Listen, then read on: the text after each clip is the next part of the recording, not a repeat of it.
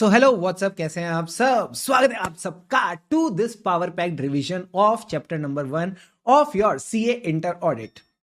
इस रिवीजन की खास बात क्या रहेगी सर? इस रिवीजन में ना तो हम सिर्फ कॉन्सेप्ट्स रिवाइज करेंगे, साथ ही साथ जो आईसीआई के बढ़िया बढ़िया कॉन्सेप्चुअल क्वेश्चंस हैं, जो आईसीआई के तड़कते भड़कते क्वेश्चंस हैं, तड़कती भड़कती केस स्टडीज हैं, उनको भी हम इस रिवीजन में कवर करते हुए चलेंगे। वीडियो पे आगे बढ़ने से पहले मेरी आपसे रिक्वेस्ट है, वीडियो को लाइक जरूर कर दें। इस रिवीजन पे हम लाइक टारगेट रखते हैं सर कितना? 444 लाइक्स का, एंड आई एम श्योर आप इस टारगेट को जल्द ही पूरा करा देंगे। Now the revision begins. हम सर डिस्कस करेंगे इंट्रोडक्शन टू ऑडिटिंग की क्या क्या ऑडिटिंग के बेसिक कॉन्सेप्ट्स हैं। तो सबसे पहले बात करते हैं सर, ऑडिटिंग करनी क्यों है, हमको ऑडिटिंग करनी क्यों, इसकी नीड क्या है ऑडिटर की, चार्टर्ड अकाउंटेंट को ऑडिटर बनने के पैसे मिलते क्यों हैं? तो भाई सिंपल सी बात है। फॉर एग्जांपल हमने एग्जांपल लिया रिलायंस लिमिटेड का। अब ये जो रिलायंस लिमिटेड है, इसमें पैसे किसके लगे हैं सर? शेयर होल्डर्स के। सिर्फ मोटा भाई नहीं है, मुकेश अंबानी नहीं जिन्होंने पैसे लगा रखे, बहुत सारे शेयर होल्डर्स हैं पूरे इंडिया में, कई लोगों ने पैसे लगा रखे हैं। अब ये जो शेयर होल्डर्स हैं, क्या यही पैसे को मैनेज कर रहे हैं? Answer is no. जो पैसा है वो मैनेज कर रही है इसकी कंपनी की मैनेजमेंट। अब जो शेयर होल्डर ये चाहते हैं कि भाई पूरे साल जो तुमने पैसे के मजे लिए, जो तुमने पूरे साल पैसे के मजे लिए, उसमें कितना प्रॉफिट कमाया, क्या क्या किया, वो सब हमको जानना है। तो मैनेजमेंट क्या करती है? इनको फाइनेंशियल स्टेटमेंट बना के देती है, जिसमें बैलेंस शीट आता है, पीएनएल आता है, कैश फ्लो आता है, नोट्स टू अकाउंट्स आता है, एवरीथिंग आती है। अब कहीं ना कहीं मैनेजमेंट का भी वेस्टेड इंटरेस्ट रहता है। फॉर एग्जांपल अगर मैनेजमेंट की जो कमीशन है वो रेवेन्यू पे डिपेंडेंट है, तो ये लोग हमेशा चाहेंगे रेवेन्यू को ज्यादा से ज्यादा दिखाए। तो शेयर होल्डर को ना बेसिकली रत्ती भर भी मैनेजमेंट पे भरोसा नहीं है। इन लोगों को मैनेजमेंट पे भरोसा नहीं है और इनको फाइनेंशियल स्टेटमेंट पे एक भरोसा चाहिए। तो सर ये भरोसा कौन दिलाएगा? ऑडिटर दिलाएगा।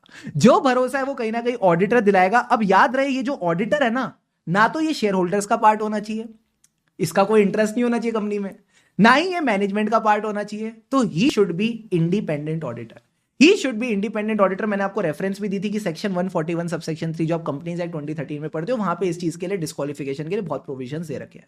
तो बेसिक चीज जो हमने 100 बात की समझ ली सर, क्या हमें एक इंडिपेंडेंट ऑडिटर चाहिए जो कहीं ना कहीं कंपनी के फाइनेंशियल स्टेटमेंट्स चेक करेगा। ये बेसिक बात समझ आती है? आती है सर। फिर मैंने आपसे पूछा कि ऑडिट होता क्या है। कल को कोई राह चलता आदमी या औरत, कोई भी आपसे पूछ सकता है what is the audit of financial statements, तो आप उसको बोलोगे ऑडिट का मतलब है फाइनेंशियल स्टेटमेंट्स चेक करना। वो कहेगा यार क्या है यार, प्रोफेशनल होके ऐसे बातें करते हो, तमीज से बताओ। तो आप बोलोगे audit is a examination. Examination नहीं, इंडिपेंडेंट एग्जामिनेशन। ये एक इंडिपेंडेंट एग्जामिनेशन है किसकी? Of the financial information. किसकी financial information? Of an entity whether profit oriented or not, irrespective of the size and legal form. हम भेदभाव नहीं करते, चाहे आप प्रॉफिट ओरिएंटेड हो या नॉन फॉर प्रॉफिट ऑर्गेनाइजेशन, हमको फर्क नहीं पड़ता। Irrespective of the size and legal form, यानी आप छोटी एंटिटी हो या बड़ी एंटिटी हो, हमको फर्क नहीं पड़ता। आप कोई सोल प्रोप्राइटर हो, फर्म हो, एलएलपी हो या कंपनी हो, हमको फर्क नहीं पड़ता, आप ऑडिट करा सकते हो। अब सर ये ऑडिट होता क्यों है? ताकि ऑडिटर अपना ओपिनियन दे सके, with a view to express an opinion. तो सारे बच्चे मुझे फटाफट एक बार ऑडिट की डेफिनेशन रिकॉल कराएंगे। सर ऑडिट का क्या मतलब है? Audit is an independent examination. किसकी? Of the financial information. किसकी फाइनेंशियल इंफॉर्मेशन?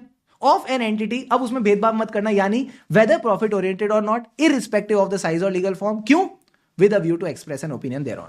तो किसकी किसकी क्यों करके हमको ये डेफिनेशन इजीली याद रह सकती है। अब सर सवाल आता है, हमें फाइनेंशियल स्टेटमेंट्स एग्जामिन कैसे करने हैं?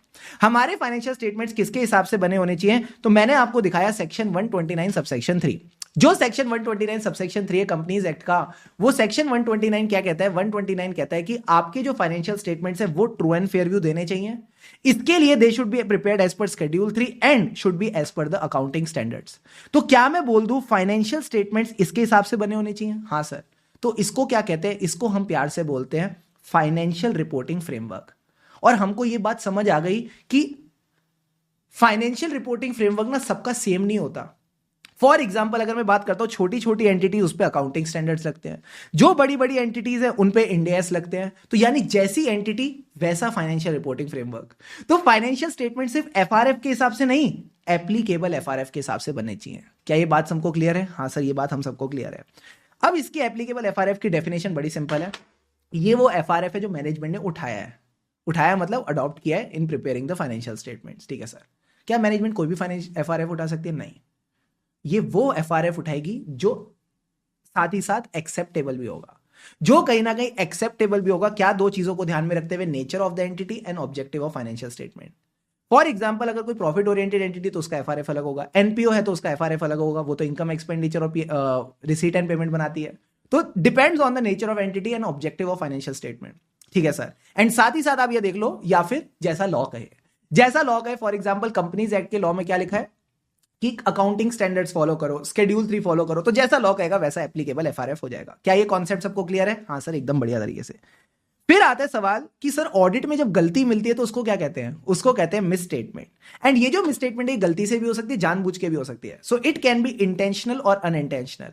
अगर इंटेंशनल है तो इसको बोलेंगे फ्रॉड, अनइंटेंशनल है तो इसको बोलेंगे एरर। तो जब भी आप मिस स्टेटमेंट बोलते हो, it can be due to fraud और एरर। बोलो मेरे साथ, misstatements can be due to fraud और एरर। क्लियर है पॉइंट? हाँ सर। अब मिस स्टेटमेंट होती क्यों है? बड़ा सिंपल है। जो फाइनेंशियल स्टेटमेंट्स बने हैं और जैसे बनने चाहिए थे एज पर एप्लीकेबल एफआरएफ, अगर इन दोनों के बीच में क्या होगा? सिमिलैरिटी या difference? Difference. If there is a difference in 4 things, सारे बच्चे बोलेंगे मेरे साथ ACPD, कम ऑन, ACPD। अब ये ACPD क्या है? Amount, classification, presentation and disclosure that is reported in the financial statement and that was required as per the applicable FRF. Sir इसके एग्जांपल बताओ ना, इसके एग्जांपल बताओ ना। आईसीआई इसके एग्जांपल पूछता है क्वेश्चन बैंक में, तो मैंने कहा इसके एग्जांपल बड़े सिंपल है, ये ACPD से ही आपको इसके एग्जांपल आ जाएंगे। अमाउंट्स के रिलेटेड क्या क्या एग्जांपल थे? अकाउंटिंग पॉलिसी, उसका छोटा भाई अकाउंटिंग एस्टिमेट। तो अगर आपकी अकाउंटिंग पॉलिसी इनएप्रोप्रिएट है, if your accounting policy is inappropriate, that can lead to wrong amounts. इसी तरह अगर आपका अकाउंटिंग एस्टिमेट गलत है, डिफरेंट है फ्रॉम एप्लीकेबल एफआरएफ, तो it can also lead to wrong amounts. या मैनेजमेंट ने क्या कर रखा था? करंट एसेट्स बढ़ा के दिखा रखे थे, करंट एसेट्स बढ़ा के दिखा रखे थे, ओवरस्टेट कर रखे थे। यानी कौन से एसेट्स को बढ़ा के दिखा सकते हैं कैश के अलावा? डेटर्स और इन्वेंट्री। पीएनएल में कौन सा आइटम एंटिटी बढ़ा रही थी? खर्चे। यानी they are showing fake expenses ताकि वो टैक्स बेनिफिट्स वगैरह ले सके। तो ये आपने अमाउंट वाले 4 बातें ध्यान रखनी है। जल्दी से बताओ क्या? अकाउंटिंग पॉलिसी, अकाउंटिंग एस्टिमेट, बड़ी हुई चीजें क्या है? डेटर, इन्वेंट्री, खर्चे। क्लियर है? क्लियर है सर। क्लासिफिकेशन का पॉइंट क्या था? कैपिटल एक्सपेंडिचर को रेवेन्यू में डाल दिया, रेवेन्यू एक्सपेंडिचर को कैपिटल में डाल दिया, ये भी गलत हो गया। प्रेजेंटेशन में कोई पॉइंट आईसीआई की तरफ से नहीं है, मैंने आपको बता दिया, फॉर्मेट ऑफ फाइनेंशियल स्टेटमेंट्स आपने गलत लिया है। एंड लास्ट में disclosure is not as per applicable FRF. इसका हमने कौन सा क्वेश्चन किया था क्वेश्चन बैंक में? जल्दी से बता दो सारे बच्चे। This was question number 5। अब क्वेश्चन नंबर 5 में हमने क्या सीखा था, एक बार फटाफट रिवाइज कर लेते हैं। सर इस केस में क्या था, ये जो कंपनी है इसने कुछ शेयर्स में इन्वेस्टमेंट कर रखी है, कुछ एफडीज में भी इन्वेस्ट कर रखा है। तो जो डिविडेंड आ रहा है शेयर्स में, ये उसका नेट अमाउंट दिखाती है पीएनएल में। नेट अमाउंट का क्या मतलब है? 2 लाख का डिविडेंड आया, 20,000 टीडीएस कट गया, तो इसने पीएनएल में से 1.8 लाख दिखा दिया। इसी तरह से अगर इसको कोई बैंक इंटरेस्ट मिला है 3 लाख का, 30,000 काट के इसने सिर्फ 2.7 लाख पीएनएल में दिखा दिया। और जो इसका नेट गेन था ऑन सेल ऑफ शेयर्स, इसने 5 लाख दिखा दिया। तो इसने क्या किया ना, पीएनएल में नेट का टोटल करके 9.5 लाख दिखा दिया। अब हम सबको पता है कि पीएनएल में पहले अमाउंट ग्रॉस पे आती है, रेवेन्यू जो भी इनकम है वो ग्रॉस पे आती है, टैक्स लास्ट में जाके काटा जाता है। तो इसकी इनकम आनी कितनी चाहिए थी? सर आप ग्रॉस इनकम उठाओगे तो जो ग्रॉस अमाउंट है वो उठाएंगे, यानी 2 लाख का जो इंटरेस्ट है वो आ जाएगा, बाकी 3 लाख का आ जाएगा। और दूसरी जो चीज थी यहां पे 5 लाख वाली, तो ये ग्रॉस क्रॉस ऐड करके यहां पे 10 लाख आनी चाहिए। You are getting the point? ये बेसिक बात आपको लिखनी है। इसके अलावा और क्या लिखोगे? इन लोगों ने बोला यहां पे मिस स्टेटमेंट, तो मिस स्टेटमेंट की डेफिनेशन आ जाएगी। एंड लास्ट में पूछा एग्जांपल्स ऑफ मिस स्टेटमेंट, तो जो एग्जांपल्स बताए हैं आप कोई भी 4 से 5 एग्जांपल यहां पे लिख के चल सकते हो। Got it? Got it sir. अब सर क्या ऑडिटर को सब मिस स्टेटमेंट से फर्क पड़ता है या किसी पर्टिकुलर मिस स्टेटमेंट से फर्क पड़ता है? सोनाक्षी सिन्हा कहती थी ना, थप्पड़ से डर नहीं लगता साहब, प्यार से लगता है। तो क्या ऑडिटर को मिस स्टेटमेंट से डर लगता है या किसी particular type of miss statement से डर लगता है? बोलो बोलो मेरे प्यारे बच्चों। सर ऑडिटर जो है ना, auditor is affected only by material misstatement.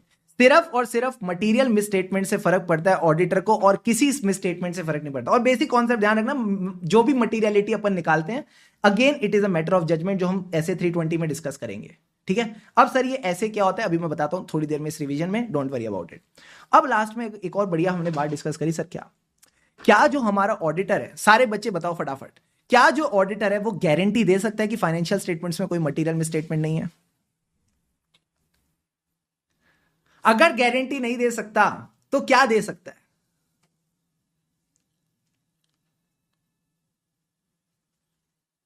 Only आरे आरे आरे आरे यानी सिर्फ ऑडिटर रीजनेबल अश्योरेंस दे सकता है. So auditor can never give an guarantee that financial statements are free from material misstatement whether due to fraud और error. इसका example आप ये ले सकते हो कि मैनेजमेंट अगर कोई फ्रॉड करेगी तो उसको छुपाने की कोशिश करेगी, और ऑडिटर बेचारा इतना समझदार नहीं है कि फ्रॉड्स वगैरह पकड़ पाए.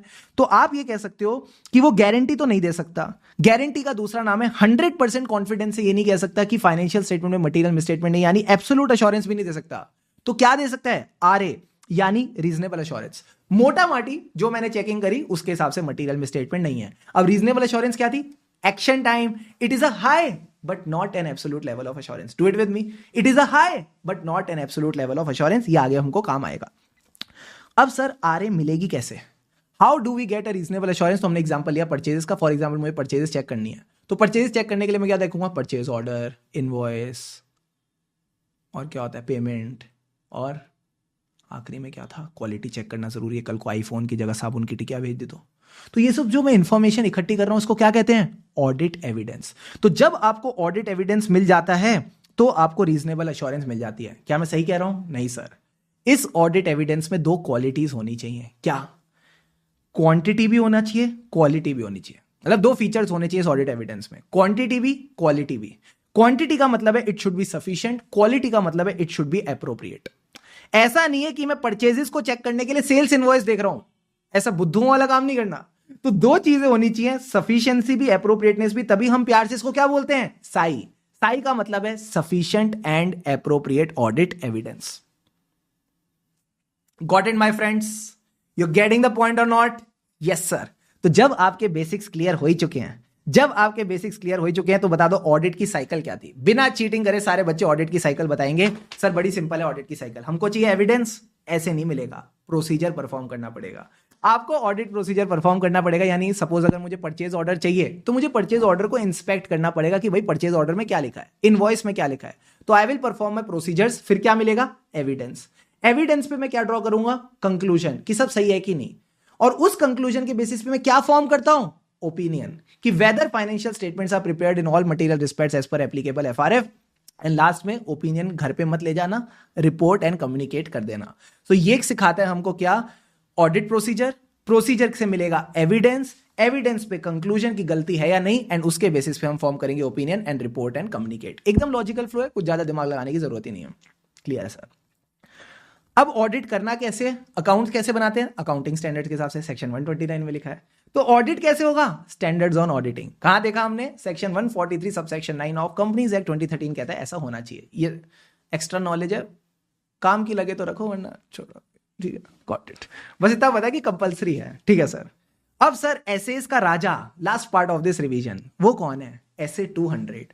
जो एसे 200 है वो हमको बताता है कि हमारा ओवरऑल ऑब्जेक्टिव क्या है. ओवरऑल ऑब्जेक्टिव ऑफ ऐसा वैसा ऑडिटर नहीं, इंडिपेंडेंट ऑडिटर. बताया था ना मैनेजमेंट से लेना देना, ना शेयर होल्डर से लेना देना. तो overall objective of independent auditor ये कैसे अचीव होगा? When you conduct the audit as per standards on auditing. तो इसको हम प्यार से बोलते हैं राजा जी को उय्या कासा. क्या बोलेंगे प्यार से? उय्या कासा.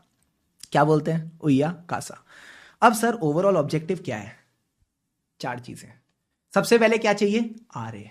आरे आरे आरे आरे आरे किसको लेके? Reasonable assurance. किसको लेके? Whether the financial statements are free from material misstatement. दूसरी बात भी हो गई. अब सर मटेरियल मिसस्टेटमेंट नहीं है तो हम क्या फॉर्म करेंगे? ओपिनियन. ओपिनियन में बस आप ये बोलोगे जब मटेरियल मिसस्टेटमेंट नहीं है तो फाइनेंशियल स्टेटमेंट वैसे ही बने हैं जैसे बनने चाहिए थे. किसके हिसाब से बनने चाहिए थे? Schedule 3 accounting standard. प्यार से क्या बोलते हो? Applicable FRF. तो ओपिनियन बनेगा कि whether the financial statements are prepared in all material respects as per the applicable FRF. 3 बातें हो गई. रीजनेबल अश्योरेंस, मटेरियल मिसस्टेटमेंट नहीं है, ओपिनियन बना लिया. अब क्या करें? Report and communicate. हम कहीं ना कहीं रिपोर्ट एंड कम्युनिकेट कर देंगे as per standards on auditing. Last बार चारों के चारों पॉइंट्स में एक बार फटाफट रिकॉल कराओ. आरए. आरए क्या? कि financial statements are free from material misstatement. क्या फॉर्म किया? ओपिनियन. ओपिनियन को क्या किया? Report and communicate as per standards on auditing.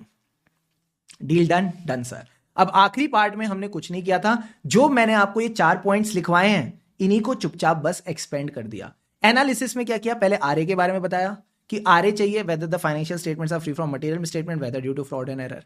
अब इसके बारे में जो नॉलेज है उसको शो ऑफ किया कि आरए एब्सोल्यूट अश्योरेंस नहीं है.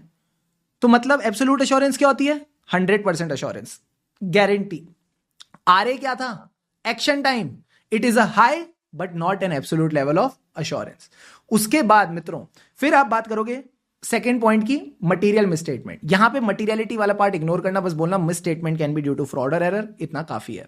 फिर थर्ड पार्ट आएगा ओपिनियन। ओपिनियन क्या था कि क्या फाइनेंशियल स्टेटमेंट्स बने as per the applicable FRF, और ओपिनियन को क्या करेंगे, report and communicate as per SS.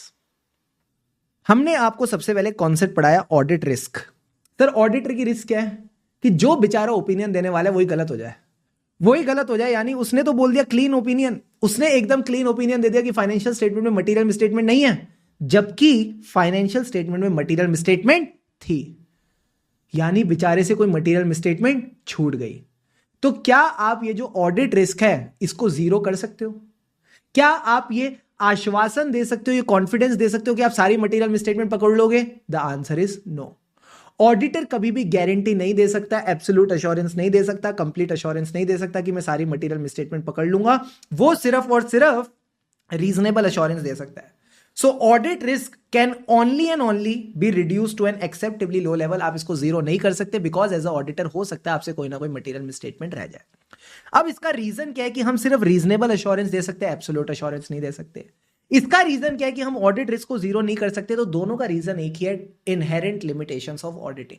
ये जो ऑडिट प्रोसेस है इसके अंदर ही इनहेरेंट ही कुछ लिमिटेशंस है, कुछ कमियां हैं, कुछ मजबूरियां हैं, जिसकी वजह से बेचारा ऑडिटर सारी मटेरियल मिसस्टेटमेंट नहीं पकड़ पाता। पहली मजबूरी उनकी तरफ से, सर उनकी तरफ से यानी मैनेजमेंट की तरफ से। मैनेजमेंट का काम क्या है? सर मैनेजमेंट का काम है फाइनेंशियल रिपोर्टिंग करना। तो फाइनेंशियल रिपोर्टिंग में हमने 3 मजबूरियां डिस्कस करी, जल्दी से बताओ क्या? सर सबसे पहले जजमेंट बाय द मैनेजमेंट। तो फॉर एग्जाम्पल मैनेजमेंट कोई अकाउंटिंग एस्टिमेट बना रही है, दैट इज अ जजमेंट, कि उसने एस्टिमेट किया कि यार हमको इतनी पेनल्टी देनी पड़ेगी ना कोर्ट केस, तो that is a judgement by the management. अब ये जो मैनेजमेंट ने जजमेंट बनाई है, हो सकता है मैनेजमेंट का सोचने का तरीका कुछ और हो, मेरा सोचने का तरीका कुछ और आपका सोचने का तरीका कुछ और हो। तो ये जो जजमेंट्स होती है ना, these are subjective in nature, person to person vary करती हैं। तो आप सबसे पहले बोलोगे फाइनेंशियल स्टेटमेंट में क्या है? Rhyming judgement by the management, और ये जो जजमेंट है इसमें एक सब्जेक्टिव डिसीजन है।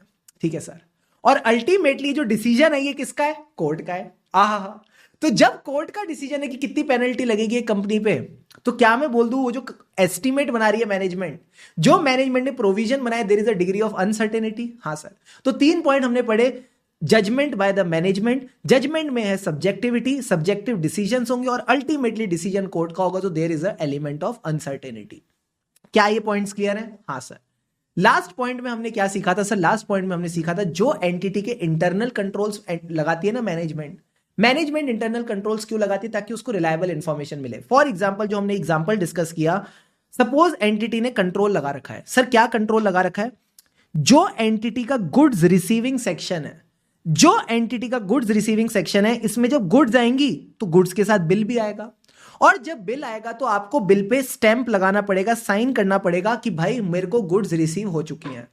और जब बिल पे स्टैंप और साइन होगा with the date and time, तभी अकाउंट्स डिपार्टमेंट पेमेंट रिलीज करेगा। तो इस कंट्रोल को लगाने का रीजन क्या था? सर इस कंट्रोल को लगाने का एक ही रीजन है कि जो बिल्स की पेमेंट अकाउंट्स डिपार्टमेंट करता है वो उन्हीं बिल्स की पेमेंट करे जहां पे गुड्स रिसीव हो चुकी हैं। अब सर क्या इंटरनल कंट्रोल अच्छा हमेशा चलता रहेगा? नहीं, इस इंटरनल कंट्रोल की भी लिमिटेशन है। सर क्या लिमिटेशन है? अगर अकाउंट्स डिपार्टमेंट का बंदा, गुड्स रिसीट का बंदा, ये सब साथ में मिल जाए, सप्लायर के भी साथ में मिल जाए, तो ये क्या कर सकते हैं ना, हो सकता है गुड्स रिसीव ही ना हो सकता है गुड्स रिसीव ही ना हो, और बिना गुड्स के रिसीव हुए गुड्स रिसीविंग सेक्शन ने वहां पे ठप्पा लगा दिया, और उस इनवॉइस के बेसिस पे अकाउंट्स डिपार्टमेंट ने पेमेंट भी रिलीज कर दी। तो कंपनी को तो बेचारी को 3 लाख रुपए का लॉस हो गया ना, जो उसने पेमेंट करी, और गुड्स तो रिसीव ही नहीं हुई, और इन तीनों बदमाशों ने वो 3 लाख अपने अपने बीच में बांट लिया। तो कहीं ना कहीं क्या मैं ये कह सकता हूं कि मैनेजमेंट की रिस्पॉन्सिबिलिटी है फाइनेंशियल स्टेटमेंट बनाना एज पर एएफआरएफ, एप्लीकेबल एफआरएफ, साथ ही साथ इंटरनल कंट्रोल्स लगाना, और जिससे वो एक्सपेक्ट करिए रिलायबल इंफॉर्मेशन आएगी, वहां पे अनरिलायबल इंफॉर्मेशन भी आ सकती है, फिक्टिशियस परचेज भी हो सकती है। एंड ये क्यों हो रही है? Due to the limitations of internal control. Example collusion, तीनों लोग साथ में कॉल्यूड कर रहे हैं। क्या तीनों पॉइंट्स क्लियर है नेचर ऑफ फाइनेंशियल रिपोर्टिंग के? यस। लास्ट बार एक बार रिकॉल करा दो। सबसे पहला राइमिंग मैनेजमेंट में क्या है? Judgement. There is a judgement by the management. Judgement में क्या हो सकता है? आपकी जजमेंट अलग हो सकती है, मेरी अलग हो सकती है, there is a subjective decision. और डिसीजन में बस याद रखना एक पॉइंट, डिसीजन किसका है अल्टीमेटली? एंटिटी पे कितनी पेनल्टी लगेगी, ये डिसीजन किसका है? कोर्ट का डिसीजन है। तो there is a degree of uncertainty. और आखिरी में आप बोलोगे मैनेजमेंट का काम है to prepare the financial statement as per applicable FRF, to devise proper internal control. और ये इंटरनल कंट्रोल हो सकता है अनरिलायबल इंफॉर्मेशन थे, क्यों? Due to their own limitations. Clear है पॉइंट? क्लियर है सर। इसके अलावा हमने सेकंड मजबूरी पड़ी ऑडिटर की, ये तो सबसे आसान थी, nature of the audit procedure. ये कहता है यार बेचारा ऑडिटर सारी ट्रांजैक्शन टेस्ट ही नहीं कर सकता, ये इसकी प्रैक्टिकल लिमिटेशन है। Auditor doesn't test all the transaction, he can only do sample testing. और ये बेचारा जो चीजें टेस्ट कर रहा है उसमें भी हो सकता है बदमाश मैनेजमेंट इसको सारी इंफॉर्मेशन ना दे। So that is a legal limitation कि management may not provide all the information, और ये कुछ कर भी नहीं पाएगा, ये कहीं ना कहीं कुछ कर भी नहीं पाएगा। Auditor can not force the management to provide the complete information. You getting the point और not? Yes sir. He can only report, ये बेचारा सिर्फ रिपोर्ट करके चल सकता है। अब 90% बच्चों को ये 2 पॉइंट तो याद रहेंगे, इसके आगे का भूल जाएंगे। तो कनेक्ट कर लो कि मैनेजमेंट कंप्लीट इंफॉर्मेशन क्यों नहीं दे रही थी, क्योंकि मैनेजमेंट के मन में चोर है। There is the feeling of fraud. और ये चोर लोग कौन से होते हैं? ऑनेस्ट लोग होते हैं या डिसऑनेस्ट? डिसऑनेस्ट। तो आप बोलोगे मैनेजमेंट में involve dishonest and unscrupulous people who may be involve in सोची समझी साजिश। सोची समझी साजिश को अंग्रेजी में क्या कहते हैं? Sophisticated and carefully organise schemes to conceal it. ये फ्रॉड को छुपाने की कोशिश करेंगे। क्लियर है पॉइंट? क्लियर है। फिर हमने फ्रॉड के 2 एग्जांपल्स डिस्कस करे जो बेचारा ऑडिटर पकड़ नहीं पाता। फॉर एग्जांपल, अगर एक परचेज इनवॉइस है जो 1000 रुपए का है, वहां पे मैनेजमेंट ने 3 जीरो और लगा दिए पीडीएफ एडिट करके, तो क्या इस तरह के जो फैब्रिकेटेड डॉक्यूमेंट है, फैब्रिकेटेड मतलब जिस डॉक्यूमेंट में चेंजेस हुए हैं, क्या उनकी ऑथेंटिसिटी ऑडिटर चेक कर पाएगा? नहीं कर पाएगा। So auditor is not an expert in authentication of the documents. He may accept the invalid evidence as authentic document. बेचारा हो सकता है खराब एविडेंस को भी एक्सेप्ट कर ले, ये मान के कि ये ठीक है। तो that is a limitation. Second thing is, suppose entity ने क्या किया, बहुत कचरा इन्वेंट्री पड़ी है, वो मार्केट में कोई खरीद ही नहीं रहा। अब एंटिटी को अपनी सेल्स थोड़ी बेटर दिखानी है, तो इन्होंने क्या किया ना, रिलेटेड पार्टी को बोला हम तुमको सेल दिखा रहे हैं। इन्वेंट्री एक्चुअल में बेची नहीं है, पड़ी इसके गोडाउन में ही है, बस पेपर पे एक सेल दिखा दी। अब क्या ऑडिटर इतना समझदार है कि इस तरह की सेल्स को अच्छे से पकड़ पाएगा? नहीं सर, हो सकता है मैनेजमेंट इसको भी छुपा ले। तो ये कह रहे हैं entity may have a transaction with the related party, जो एक्चुअल ट्रांजैक्शन नहीं है। These are only the paper transaction and auditor may not be able to detect it. तो ये 2 एग्जांपल ध्यान रखना, हो सकता है ऐसे केस स्टडी में एग्जांपल डाले और फिर बोले बताओ ये कौन सी लिमिटेशन है, तो आप बोलोगे this is the limitation of nature of audit procedure, फिर इसको एक्सप्लेन कर देना। क्लियर है पॉइंट? क्लियर है सर। अब थर्ड लिमिटेशन क्या थी? पहली उनकी मजबूरी, दूसरी अपनी मजबूरी, तीसरी मजबूरी क्या थी? फ्रॉड है तो पकड़ लो। सेकंड मजबूरी में यही तो था, फ्रॉड था, तुम पकड़ नहीं पा रहे थे फ्रॉड, मैं कह रहा हूं पकड़ लो। Sir audit is not an investigation. जो ऑडिट है ये इन्वेस्टिगेशन नहीं है, क्योंकि इन्वेस्टिगेशन नहीं है हमारे पास लीगल पावर्स भी नहीं है। So audit is not an investigation into alleged wrongdoing. Management पे कोई एलिगेशन नहीं है इन्होंने फ्रॉड किया है, तो आप नॉर्मली ऑडिट करोगे। और क्योंकि आपके पास इन्वेस्टिगेशन नहीं है, लीगल पावर्स भी नहीं है। कौन सी लीगल पावर्स नहीं है? दया, दरवाजा तोड़ दो, आप सर्च नहीं कर सकते। मैं जो कहूंगा सच कहूंगा, सच के सिवा कुछ नहीं कहूंगा। आप ये वाली हरकतें भी नहीं करा सकते। You cannot ask the other person to record the statements on oath. तो ये 2 लीगल पावर्स आपके पास नहीं है, सर्च और recording the statements of the person on oath. ये 2 चीजें आप नहीं कर सकते। तो सर ऑडिट और इन्वेस्टिगेशन में फर्क क्या है? ऑडिट और इन्वेस्टिगेशन में फर्क क्या है? मैंने कहा बड़ा सिंपल है, ऑब्जेक्टिव और स्कोप का फर्क है। इन्वेस्टिगेशन भी एग्जामिनेशन है, बट काफी detailed examination. It is a critical examination with a special purpose, for example fraud पकड़ने के लिए। So it is a critical examination with a special purpose. Audit की बात करूं तो आरे reasonable assurance that the financial statement as a whole are free from material misstatement whether due to fraud or error to express an opinion thereon। सिर्फ बादशाह और हनी सिंह को थोड़ी रह पाते हैं, हमको भी ऑडिट वाले रह पाते हैं, ठीक है। उसके बाद स्कोप की बात करें तो इन्वेस्टिगेशन सिर्फ एक ही पर्टिकुलर फ्रॉड को पकड़ने में लगा हुआ है, छोटी सोच है। It is a very specific and narrow thinking. But जब मैं ऑडिट की बात करता हूं, ये पूरे फाइनेंशियल स्टेटमेंट में हर चीज को अच्छे से चेक करेगा। तो it is a general and broad scope. Got it sir. तो यहां हमारा इन्वेस्टिगेशन वाला पार्ट भी हो गया। Got it sir.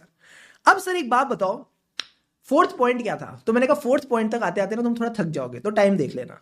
तो टाइम वाला पॉइंट क्या कहता है? Timeliness of financial reporting. Timeliness of financial reporting and balance between benefit and cost.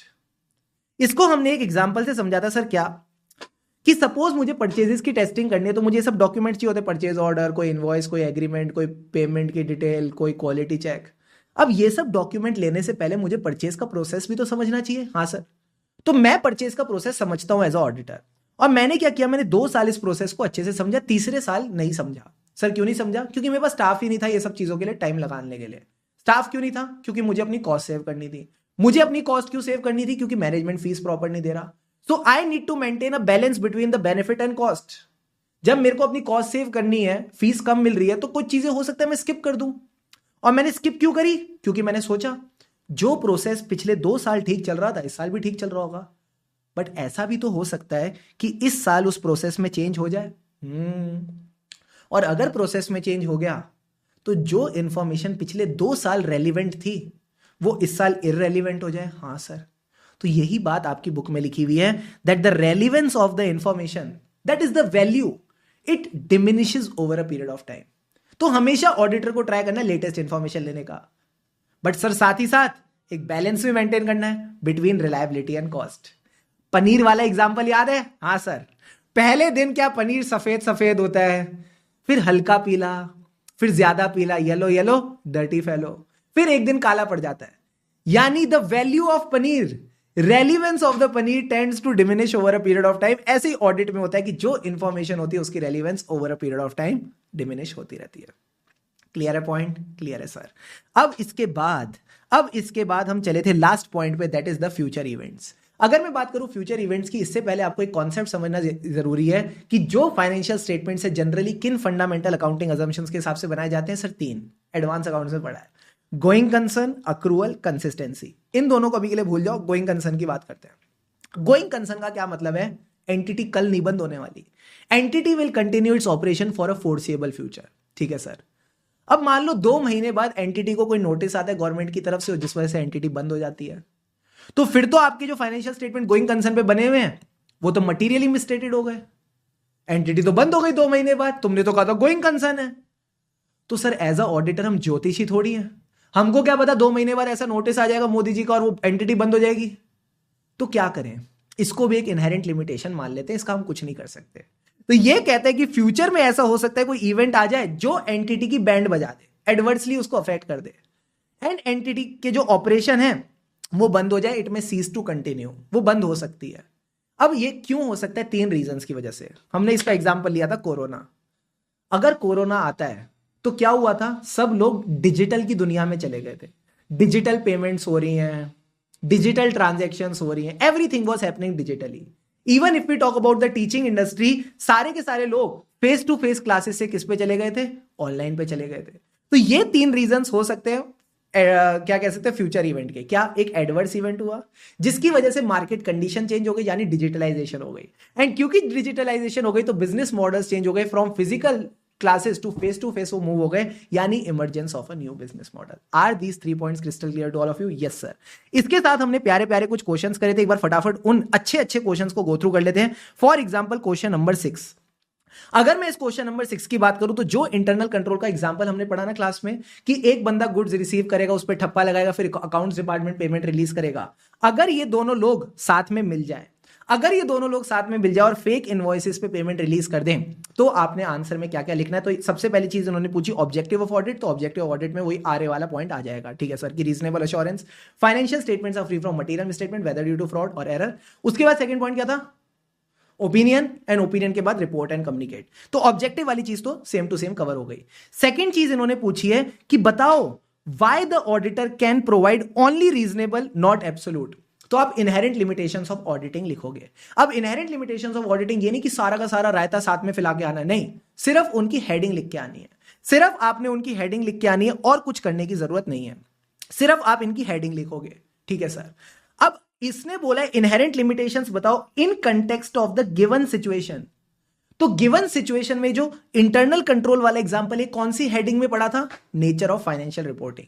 तो सिर्फ और सिर्फ नेचर ऑफ फाइनेंशियल रिपोर्टिंग को आप डिस्क्राइब करोगे और कुछ करने की जरूरत नहीं है। इन्होंने भी यहां पे यही किया है। लास्ट में इन्होंने फैक्ट्स ऑफ द केस लिखे और बोला कि कॉल्यूजन हुआ, which is the limitation of control, and यहां पे कंट्रोल्स ओवरराइड हो गए। Got it? You getting the point? Yes sir. And conclusion बड़ा सिंपल है कि ऑडिटर एब्सोल्यूट एश्योरेंस नहीं दे सकता। क्वेश्चन 7 आपका होमवर्क था, डायरेक्ट क्वेश्चन है, इसमें कोई दिक्कत की बात नहीं है। क्वेश्चन नंबर 8 इजी क्वेश्चन है। क्वेश्चन 9 मेरे को लगता है और ट्रिकी क्वेश्चन इसमें कौन सा था?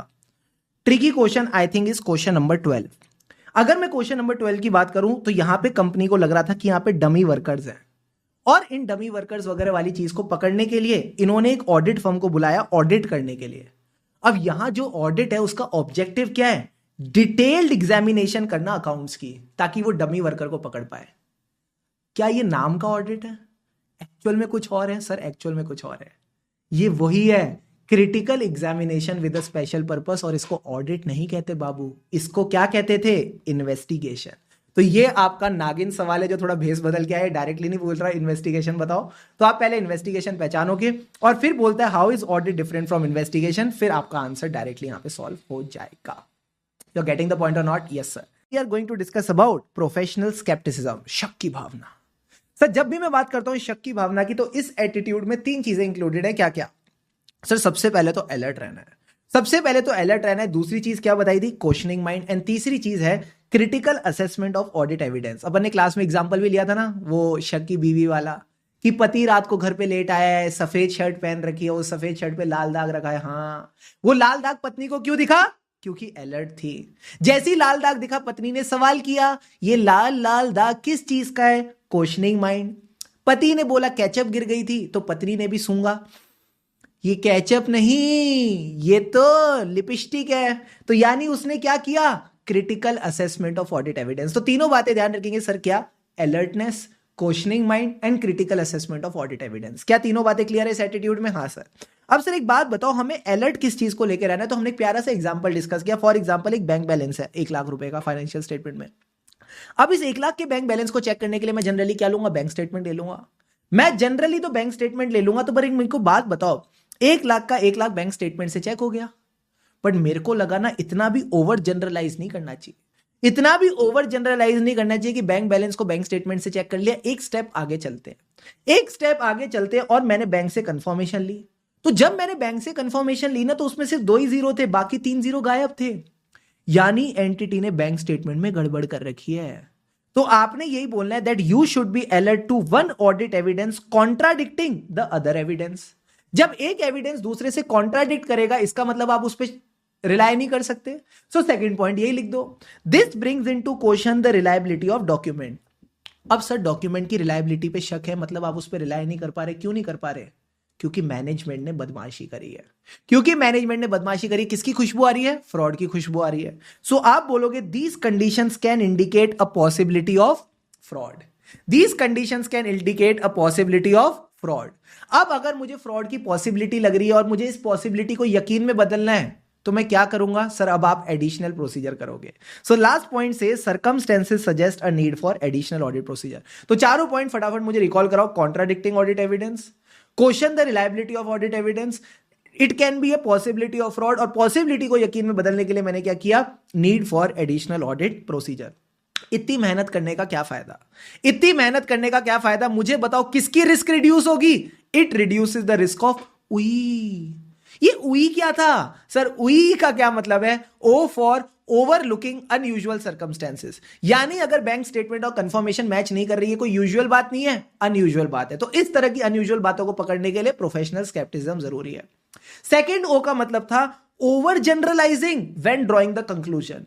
मैं अगर चाहता तो बैंक स्टेटमेंट पे कंक्लूड कर सकता था, जनरली मैं बैंक स्टेटमेंट पे कंक्लूड कर सकता था, बट मैंने ओवर जनरलाइज नहीं किया। मैंने स्टेटमेंट के साथ साथ कंफर्मेशन भी ली, तो over generalising when drawing the conclusion से भी मैं बच गया।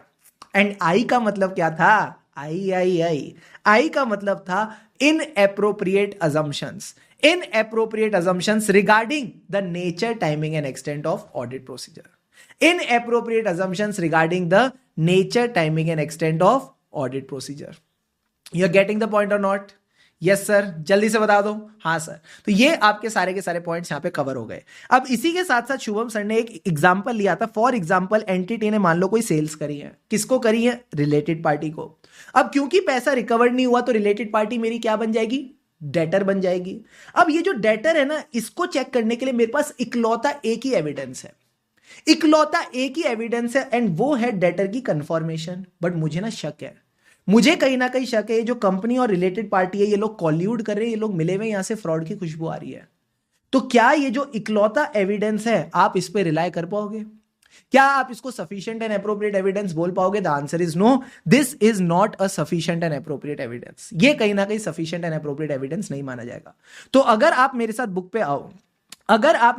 पे आओ, तो बुक पे अगर अपन देखें तो यही बातें यहां पे लिखी हुई है। अगर आप प्रोफेशनल स्केप्टिसिज्म के टॉपिक पे आते हो, कहां गया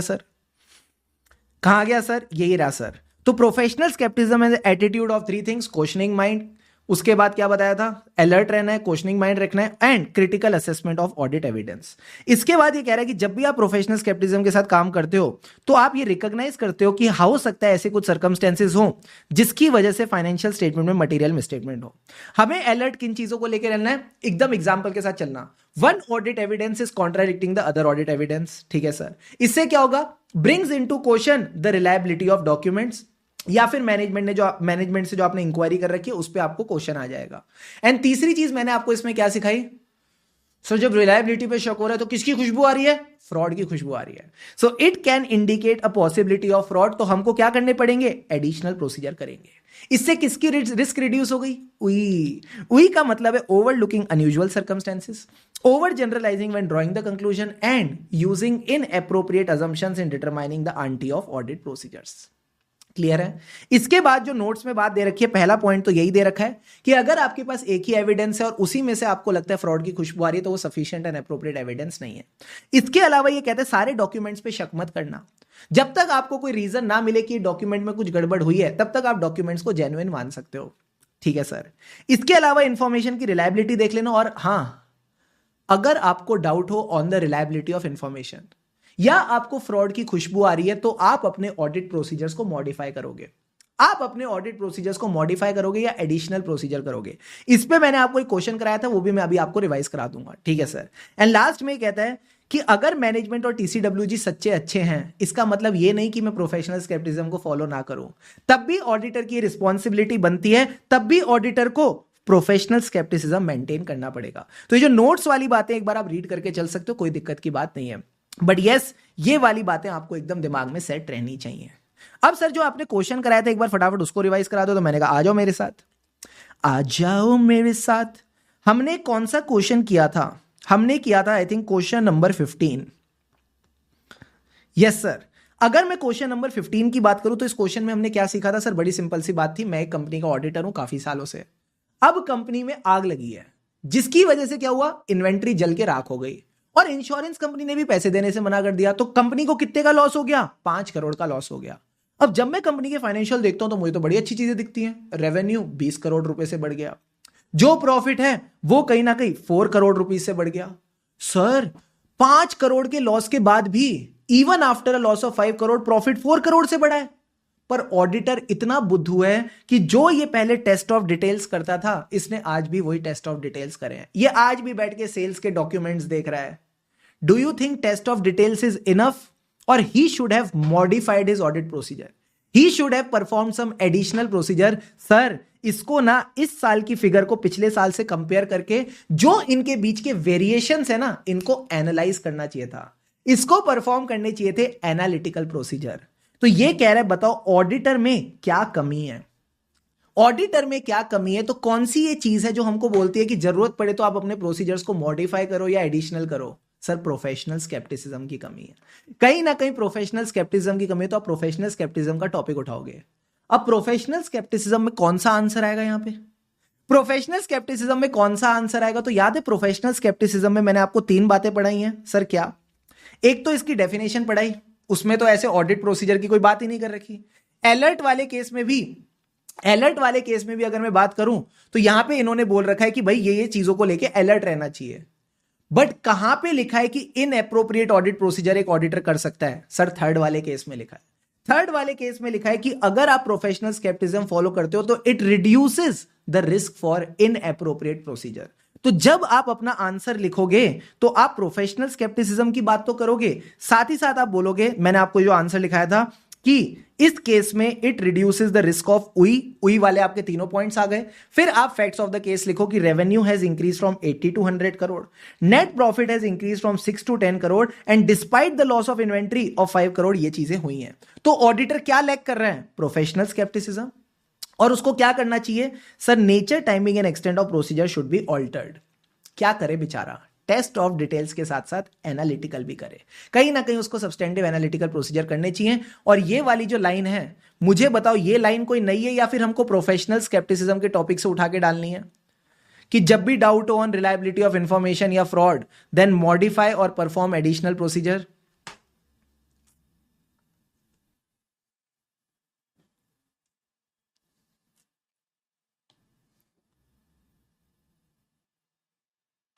ये वाली लाइन उठा के डालनी है लास्ट में, और कुछ करने की जरूरत नहीं है। क्या पूरे आंसर की फ्रेमिंग आ गई? Is the framing of the answer clear to all of you? Yes sir. तो ये आपका एकदम बहुत प्यारा इंपॉर्टेंट क्वेश्चन है। This was asked in MTP September 24। Please इसको हल्के में मत लेना। साथ ही साथ एक और डायरेक्ट क्वेश्चन है, ये कहता है कि आप एग्जांपल्स दो कि प्रोफेशनल स्केप्टिज्म में हमें किन चीजों को लेके अलर्ट वगैरह रहना है। तो इन्होंने अलर्ट वाले पॉइंट भी लिख दिए, उई वाले पॉइंट भी लिख दिए, तो इनको आप यहां से एकदम अच्छे से कवर करके चलेंगे। तो भले ही अगर आप चाहो तो रिवीजन को पॉज करके एक बार इसके पॉइंट्स को भी गो थ्रू कर सकते हो। अब इधर आओ वापस अपने नोट्स पे। फिर मैंने आपको एकदम मीठी मीठी प्यारी प्यारी बातें बताई। क्या ऑडिट जरूरी है? हाँ है। किस केस में? कंपनी के लिए। टैक्स ऑडिट के केस में अगर आपकी टर्नओवर किसी थ्रेशोल्ड से ज्यादा है। बाकी केसेस में जरूरी नहीं है, फिर भी लोग क्यों ऑडिट कराते हैं? Because of the benefits of audit. अब आ जाओ बेनिफिट्स ऑफ ऑडिट के सारे पॉइंट्स एक बार फटाफट रिवाइज कर लेते हैं। सबसे पहले ऑडिट की जरूरत क्यों है? Because of the high quality of information. अगर क्वालिटी अच्छी होगी तो यूजर्स का कॉन्फिडेंस बढ़ेगा। अब ये यूजर कौन है? दो लोग पैसे देते हैं, एक पैसे ले जाती है। कौन कौन पैसे देके जाता है? Share holder, creditor. कौन ले जाता है? गवर्नमेंट। तो तीनों के पॉइंट लिख देना, मजा आ जाएगा। शेयर होल्डर का कॉन्फिडेंस बढ़ेगा। क्यों बढ़ेगा? क्योंकि वो डेली अफेयर्स में इन्वॉल्व नहीं है, तो उसको कोई चाहिए जो जाके देखे। उसको एक इंडिपेंडेंट बंदा चाहिए जो जाके देखे। ठीक है सर। क्रेडिटर को क्यों चाहिए? ताकि वो डिसीजन दे सके कि एंटिटी को पैसा देना है कि नहीं, लोन देना है कि नहीं। ठीक है सर। गवर्नमेंट को क्यों चाहिए? टैक्स लेने के लिए, to determine the tax liability. वैसे तो ये 4 पॉइंट काफी है, एक दो पॉइंट और बाकी आप गो थ्रू करके चल सकते हो। सर ये चीजें हो कैसे रही हैं? सब कुछ एकदम अच्छे से कैसे हो रहा है? क्योंकि इंप्लॉइज बदमाशी नहीं कर रहे। पता है, अगर हमने कोई काम खराब किया तो ऑडिटर पकड़ लेगा। सो इंप्लॉइज के ऊपर हमेशा एक मॉरल चेक रहता है कि जो भी अगर वो फ्रॉड करेंगे तो ऑडिटर डिटेक्ट कर सकता है। अब डिटेक्ट वाले आप 2 पॉइंट्स बोल दो। Detection of frauds and errors में ऑडिट हेल्प करता है, and pointing out the deficiencies in reviewing the control. तो एक बार आपने कुछ नहीं करना, इसी टॉपिक को जो फ्लो बताया उसी में ध्यान रखना है, and you just need to एक बार go through it from the book. तो ये जो बेनिफिट्स ऑफ ऑडिट है, यहां पे आपके सारे के सारे पॉइंट्स यहां पे कवर्ड हैं। इसके बाद शुभम सर ने अगला टॉपिक कौन सा पढ़ाया था? How the auditor ensures that the financial statement don't mislead anyone. तो इसके पहले आपको ये फ्लो पता होना चाहिए कि सबसे पहले एविडेंस होता है, यानी हमारे पास परचेज इनवॉइस होगा, उसकी ट्रांजैक्शन होगी, उसके बेसिस पे जर्नल एंट्री पास होगी। जर्नल एंट्री के बाद कौन आता है? लेजर। लेजर के बाद फाइनेंशियल स्टेटमेंट। तो अब इसमें हमारा आंसर कहां से शुरू करना था? सर ये देखने के लिए कि फाइनेंशियल स्टेटमेंट मिसलीड नहीं कर रहे, हमको ये सोचना था मिसलीड करता कौन है? सुंदरी। तो मिसलीडिंग करने के लिए हमको क्या देखना था? सबसे पहले इसका गाना कौन सा था? एंट्रियां। तो 3 एंट्री वाले पॉइंट अपने को ध्यान रखने हैं कि अकाउंट्स जो बने हैं, ये जो लेजर अकाउंट्स बने, किसके बेसिस पे बने? एंट्रीज के बेसिस पे बने हैं। जो एंट्रीज हैं वो एविडेंस के बेसिस पे बनी है, और इस सब मामले के बीच में कोई भी एंट्री छूटी नहीं है। देन क्लियरली कंफर्म कर लेना कि ये ट्रू एंड फेयर पिक्चर है या नहीं। ट्रू एंड फेयर पिक्चर है या नहीं, यानी information in the financial statement जो भी नोट्स टू अकाउंट्स वगैरह होते हैं वो क्लियर एंड अनएम्बिगुअस है। कंफर्म क्या करना है कि फाइनेंशियल स्टेटमेंट बने in conformity with the accounting standards. And true and fair picture कौन दे रहा है? Financial statement of the balance sheet and PNL. Balance sheet का मतलब होता है assets and liability, and PNL का मतलब होता है ऑपरेशनल रिजल्ट। तो कॉन्सेप्ट भी क्लियर है और याद भी हो गया। अगला टॉपिक कौन सा पढ़ाया शुभम सर ने? अरे बोलो ना। ये वाला बेनिफिट्स ऑफ ऑडिट हो गया, साथ ही साथ मिसलीडिंग वाला पार्ट भी हो गया। 3 एंट्री वाले point and clearly confirm true and fair picture. इसके बाद हमने अगला टॉपिक कौन सा पढ़ा था? सर हमने पढ़े क्वालिटीज ऑफ ऑडिटर। अगर मैं ऑडिटर की क्वालिटी की बात करूं तो ऑडिटर का काम क्या है? फाइनेंशियल स्टेटमेंट्स को रिव्यू करना, उस पर रिपोर्ट करना। तो इसके अंदर 3 क्वालिटीज कौन सी होनी चाहिए? पुलिस वाली, युधिष्ठिर सर वाली, और अकाउंटेंट वाली। पुलिस को क्या नहीं देना चाहिए? सारे बच्चे जल्दी से एक बार चैट बॉक्स में बता दो मुझे मित्रों। Last 1 minute of revision best देंगे अपना। पुलिस को क्या देने से हमको कॉशन रखना है, सावधानी रखनी है? गिफ्ट देने से। अब गिफ्ट वाली सारी हमको अच्छी अच्छी क्वालिटीज बताओ। गुड टेम्पर, ज्यादा गुस्सा नहीं करना, इंटीग्रिटी, सच बोलना है। एफ का मतलब क्या था? सर एफ का मतलब था, एफ का मतलब भूल रहे हैं सर हम, फर्मनेस। हमको कहीं ना कहीं फर्मनेस रखनी है ताकि लोग हमारी बातों को हल्के में ना लें। टी का मतलब था टैक्ट। टैक्ट का मतलब क्या था सर? टैक्ट का मतलब था हमको ना चालाकी रखनी है, चतुराई से काम करना है और कौशन करना है। तो सारे बच्चों ने एकदम बढ़िया तरीके से मुझे ये वाली क्वालिटीज तो बता दी। इसके बाद और क्या होना चाहिए? Shine of culture, independence. Independence के साथ साथ मैंने क्या बताया था? Shine of culture, independence, integrity. क्योंकि ये बंदा सच्चा है तो लोग इस पर ट्रस्ट कर पाएंगे, बेसिकली ह्यूमन क्वालिटीज।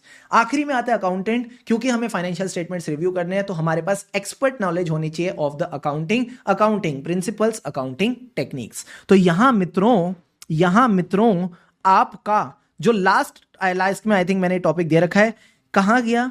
अरे कहां गया? अरे इधर आओ। ये सारी क्वालिटीज ऑफ ऑडिटर भी यहां पे आपका कवर हो जाता है। हमने सर बात करी थी एंगेजमेंट्स की, और एंगेजमेंट में हमने आज फोकस किया था on the assurance engagement. So class की स्टार्टिंग हुई थी सर, सबसे पहले अश्योरेंस एंगेजमेंट को समझने के लिए हमको ये समझना पड़ेगा ये किन एलिमेंट से बनी हुई है, किन एलिमेंट से बनी है हमारी अश्योरेंस एंगेजमेंट। अब अश्योरेंस का मतलब होता है आप सामने वाले को एक कॉन्फिडेंस दे रहे हो थ्रू योर कंक्लूजन। कौन कौन सी तरह के अश्योरेंस एंगेजमेंट है? अभी तक तो हमको सिर्फ ऑडिट का नाम पता था जिसमें हम बोलते थे अरे अरे अरे अरे रीजनेबल अश्योरेंस, बट आज हमको पता चला कुछ रिव्यू भी है और कुछ अदर अश्योरेंस एंगेजमेंट्स भी हैं। ठीक है सर, एक एक करके फटाफट रिवाइज करते हैं। सबसे पहले मैंने बोला अश्योरेंस एंगेजमेंट में तीन पार्टी। सर तीन पार्टीज कौन है? पहले तो प्रैक्टिशनर जो अपना कंक्लूजन देगा, दूसरा रिस्पॉन्सिबल पार्टी जो रिस्पॉन्सिबल है to prepare the subject matter, and तीसरा इंटेंडेड यूजर। तो जो प्रैक्टिशनर है वो क्या करता है? अश्योरेंस देता है, वो कहीं ना कहीं अश्योरेंस देता है। फॉर एग्जांपल अगर मैं ऑडिट एंगेजमेंट की बात करूं तो प्रैक्टिशनर कौन है जो रीजनेबल अश्योरेंस दे रहा है? सर ऑडिटर है।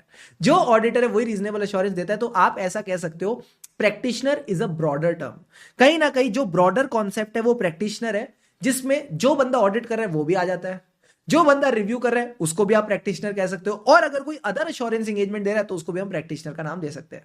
सो बेसिकली ये वो बंदा है जो अश्योरेंस प्रोवाइड करके चलेगा। ठीक है सर। इसी के बाद आती है रिस्पॉन्सिबल पार्टी। सर ये अश्योरेंस किस पे प्रोवाइड करेगा? सब्जेक्ट मैटर पे।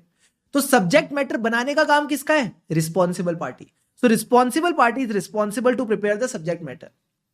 अब ये सब्जेक्ट मैटर होता क्या है? ऑडिट के टर्म्स में बोलूं तो बेसिकली ऑडिटर किसके ऊपर अपना ओपिनियन दे रहा है? Sir financial information in the financial statement. जो फाइनेंशियल स्टेटमेंट्स के अंदर फाइनेंशियल इंफॉर्मेशन है उसके ऊपर वो अपना ओपिनियन देता है, उसको क्या कहते हैं? Subject matter. तो ये फाइनेंशियल स्टेटमेंट बनाता कौन है? मैनेजमेंट बनाती है। तो ऑडिट के टर्म्स में आप कह सकते हो responsible party is the management. क्या ये बेसिक्स क्लियर है? हाँ सर, ये कॉन्सेप्ट तो इजी है। उसके अलावा मैं बोलता हूं इंटेंडेड यूजर। ये इंटेंडेड यूजर कौन है? वो पर्संस जिनके लिए रिपोर्ट बनाई जा रही है, जिनके लिए अश्योरेंस दी जा रही है।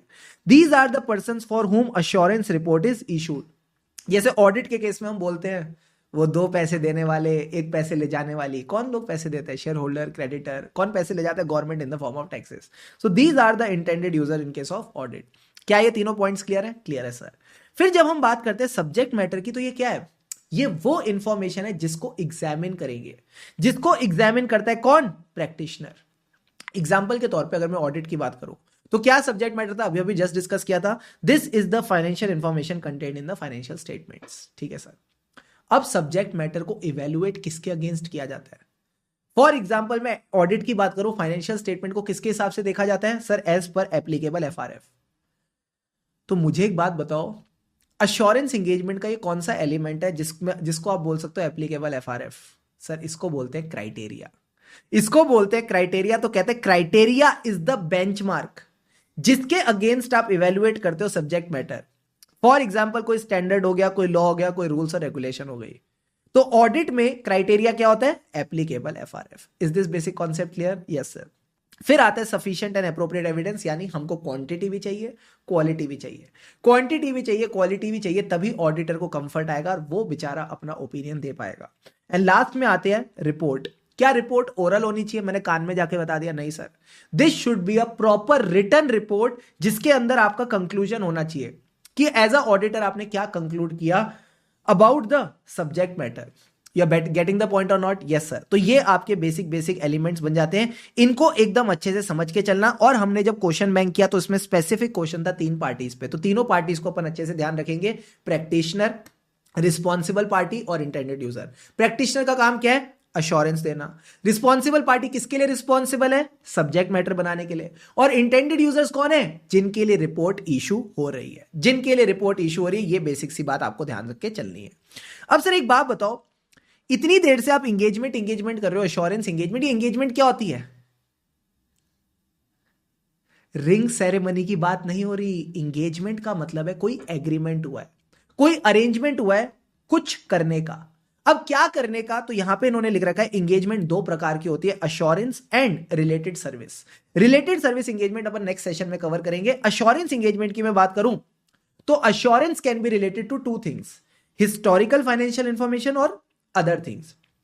अगर ये हिस्टोरिकल फाइनेंशियल इंफॉर्मेशन पे अश्योरेंस है तो इसके दो छोटे बच्चे कौन है? ऑडिट और रिव्यू। और अगर अदर्स की बात करेंगे तो अदर्स की बात मैं आपको बताता हूं, रिलैक्स। अब सर हिस्टोरिकल फाइनेंशियल इंफॉर्मेशन क्या होती है? यही तो हमारी फेवरेट डेफिनेशन थी, यही तो हमारी फेवरेट डेफिनेशन थी। सारे के सारे बच्चे मुझे बताओ हिस्टोरिकल फाइनेंशियल इंफॉर्मेशन क्या होती है? एक बार फटाफट हिस्टोरिकल फाइनेंशियल इंफॉर्मेशन रिवाइज करो, फिर मैं आपको अश्योरेंस एंगेजमेंट बताता हूं।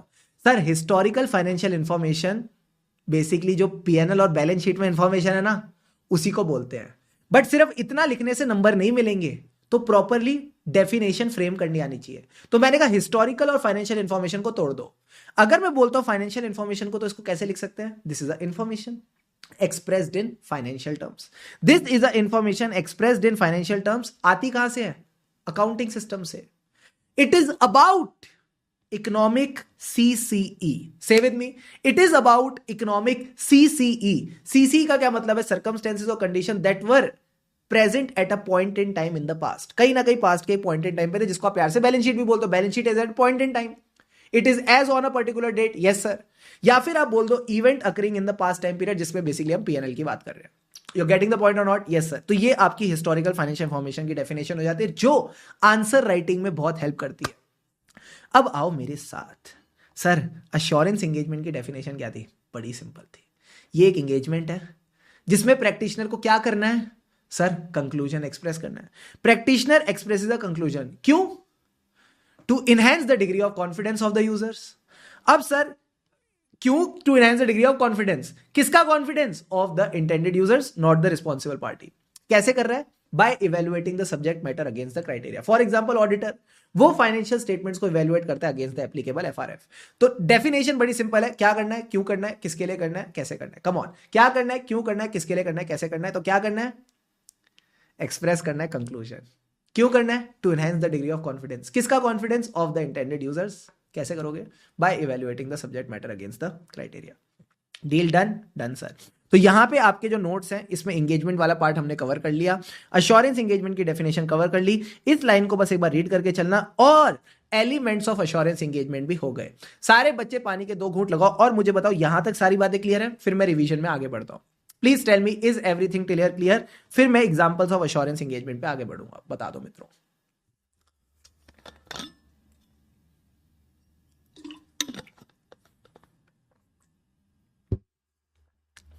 डन डना डन डन डन सर।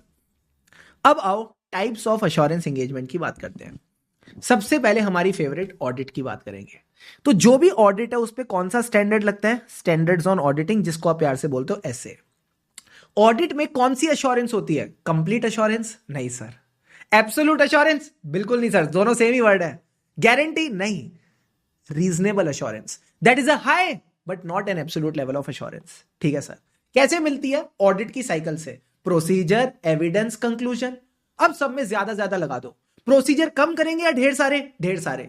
यानी elaborate and extensive audit procedure, जो और डिटेल में हम आगे वाले चैप्टर्स में डिस्कस करते हैं। सो इलेबोरेट एंड एक्सटेंसिव प्रोसीजर, उससे क्या एविडेंस मिलेगा? Sufficient and appropriate audit evidence. Conclusion कैसे निकलेंगे? छोटे छोटे फीके फीके या रीजनेबल? सर रीजनेबल कंक्लूजन निकलेंगे। Easy sir. अब इसका छोटा भाई क्या है ऑडिट का? रिव्यू। रिव्यू में है काम चोरी। मैंने आपको जोमैटो की रिपोर्ट दिखाई थी ना? हाँ सर। तो मुझे बताओ जोमैटो की रिपोर्ट में इन्होंने सारे प्रोसीजर किए थे, या काम चोरी वाली सिर्फ मैनेजमेंट से थोड़ी इंक्वायरी कर ली, थोड़े से एनालिटिकल प्रोसीजर कर लिए कि इस साल की फिगर को पिछले साल से देख लिया? सर काम चोरी वाले काम। तो जब आप काम चोरी वाले प्रोसीजर करोगे तो क्या मैं बोलूं एक्सटेंसिव प्रोसीजर या limited procedure? Sir limited procedure. तो यही बात आपकी कॉपी में लिखी है, इधर आओ। सर ये कहता है सबसे पहले रिव्यू पे क्या लगती है, साड़ी। साड़ी का मतलब है SRE। दो SRE जो हमने क्लास में पढ़े वो क्या क्या है, SRE 2400, SRE 2410। साड़ी पहनने की सही एज क्या होती है, 24 ईयर। तो याद रखना SRE दो लगते हैं, SRE 2400, SRE 2410। ठीक है सर। इसमें कौन सी अश्योरेंस मिलती है, लिमिटेड अश्योरेंस, क्योंकि आपने लिमिटेड प्रोसीजर्स करे हैं। तो ये कहते हैं this is a very low level of assurance. Cycle बता दो, प्रोसीजर, एविडेंस, कंक्लूजन, सबके आगे कामचोरी वाले वर्ड्स। प्रोसीजर कैसे, लिमिटेड। एविडेंस क्या था, नॉर्मल, हाँ सफिशिएंट एंड एप्रोप्रिएट ऑडिट नहीं, सिर्फ एविडेंस। और कंक्लूजन भी क्या आएगा, जब लिमिटेड प्रोसीजर करे तो limited conclusion. Easy, easy sir. अब मुझे बताओ ऑडिट और रिव्यू में कॉमनैलिटी क्या है। सर द कॉमनैलिटी इज दोनों में ही हिस्टोरिकल फाइनेंशियल इंफॉर्मेशन पे कंक्लूजन देते हैं। ओह, यानी आप ऐसा कहना चाहते हो कुछ ऐसी अश्योरेंस एंगेजमेंट भी हैं जो other than historical financial information है। हाँ सर, कुछ अदर अश्योरेंस एंगेजमेंट भी है जो other than historical financial information है। इनको हम प्यार से बोलते हैं स्टैंडर्ड्स ऑन अश्योरेंस एंगेजमेंट। दो तरह के स्टैंडर्ड चीजों को लेकर डील करती हैं। हिस्टोरिकल का उल्टा क्या होगा, फ्यूचरिस्टिक, जिसको आप बोलते हो प्रोस्पेक्टिव फाइनेंशियल इंफॉर्मेशन। और दूसरी चीज क्या है, design and operation of entities internal control. ये वाली चीज आपके कोर्स में भी डिटेल में कवर्ड नहीं है, but yes this is covered in detail. तो फटाफट इसको कवर कर लेते हैं। जब भी शुभम सर बोलेंगे प्रोस्पेक्टिव फाइनेंशियल इंफॉर्मेशन, इसका क्या मतलब है। सर सिंपल सी बात है, एंटिटी कह रही है हम आगे जाके रेवेन्यू इतना कमाएंगे, हम आगे जाके इतने प्रॉफिट्स कमाएंगे। तो क्या ये एक्चुअल है या ये अजम्पशंस पे बेस्ड है। सर ये अजम्पशंस पे बेस्ड है। तो एज अ ऑडिटर आपका पूरा फोकस यहां पे अजम्पशंस पे रहता है। तो ये कहते हैं prospective financial information is a financial information which is based on assumption. Assumption का क्या मतलब है, आगे जाके कोई इवेंट होगा, उस पर एंटिटी कुछ एक्शन लेगी। फॉर एग्जाम्पल कुछ ऑर्डर आएंगे तो हम ऑर्डर को फुलफिल करके सेल बढ़ाएंगे। सर तो मजाकिया बातें हो रही है, हाँ अभी तो तभी चीज भी ऐसी है। तो ये कहते हैं these are the assumptions based on the events that may happen and उस पर पॉसिबल एक्शन जो एंटिटी ले सकती है। अब एक बात बताओ, दो तरह की प्रोस्पेक्टिव फाइनेंशियल इंफॉर्मेशन कौन सी बताई थी। सर पहली तो आपने हमको बताई थी फोरकास्ट, दूसरी प्रोजेक्शन, तीसरी बोथ। इनको ज्यादा डिटेल में कवर करने की जरूरत नहीं, बस इतना पता होना चाहिए forecast is based on the past trends and जो प्रोजेक्शन है that is a hypothetical assumption. For example कोई प्लांट इंस्टॉल किया तो नया प्रोडक्ट बनेगा तो नई सेल बढ़ेगी, अच्छा कुछ भी। तो ये हाइपोथेटिकल अजम्पशन होती है, बस आपको इनके नाम पता होने चाहिए, फोरकास्ट, प्रोजेक्शन और बोथ। डेफिनेशन क्लियर है, एग्जाम्पल्स क्लियर है, क्लियर है सर। अब आती है काम की बात। एज अ प्रैक्टिशनर आपको क्या लगता है यहां पे किस चीज को लेके आपको एविडेंस लेना चाहिए। सर एक ही चीज है जिससे आप प्रेजेंट इंफॉर्मेशन से फ्यूचरिस्टिक इंफॉर्मेशन पे पहुंचते हो, that is assumption. That is assumption. You are getting the point और नॉट। Yes sir. तो मुझे एक बात बताओ, अजम्पशंस को लेके क्या एविडेंस चाहिए। सर सबसे पहले तो हमको चाहिए सफिशिएंट एंड एप्रोप्रिएट एविडेंस कि अजम्पशंस ठीक है या अजम्पशंस गलत नहीं है। सर अजम्पशंस गलत नहीं है, लिखने का लहजा है that management assumptions are not unreasonable. तो अगर अजम्पशन ठीक है तो बना दो और बता दो। बना दो का क्या मतलब है, जो PFI है that is properly prepared and presented as per the assumption. And बता दो मतलब जो अजम्पशन यूज किया उसके बारे में यूजर को भी बता दो। All the material assumptions should be disclosed. Clear है पॉइंट, क्लियर है सर। इसके बाद दो छोटी छोटी बातें बस आपने ध्यान रख के चलनी है। सर दो छोटी बातें क्या है, क्योंकि PFI फ्यूचर इवेंट से रिलेटेड है तो इन फ्यूचर इवेंट्स के लिए हो सकता है जो एविडेंस है ना वो भी फ्यूचर ओरिएंटेड हो। फॉर एग्जाम्पल एंटिटी के पास एक एग्रीमेंट है कि आगे जाके इनको 5000 ऑर्डर्स मिलेंगे, तो आपको नहीं लगता ये जो एविडेंस है ये भी फ्यूचर ओरिएंटेड है। हाँ सर, तो ये बेसिक सी बात ध्यान रखनी है। और आखिरी में ये कहता है हमें रिपोर्ट कैसे करनी है। क्या मैं ये रिपोर्ट करूं अजम्पशंस ठीक है, या मैं ये रिपोर्ट करूं अजम्पशंस में कोई गलती नहीं मिली। सर आपने ये रिपोर्ट करना है कि अजम्पशंस में कोई गलती नहीं मिली। सो आप बोलोगे एज अ प्रैक्टिशनर जो भी मैंने चेकिंग वगैरह करी, nothing has come to my attention, nothing has come to my attention to believe that the assumptions are not reasonable. कि जो अजम्पशंस है ये रीजनेबल नहीं है, इसको लेके कुछ भी नहीं मिला, तो इनडायरेक्टली आप बस ये बोल रहे हो अजम्पशंस रीजनेबल है। सर इस तरह का जो अजीब तरीका है ओपिनियन देने का, इसको क्या कहते हैं।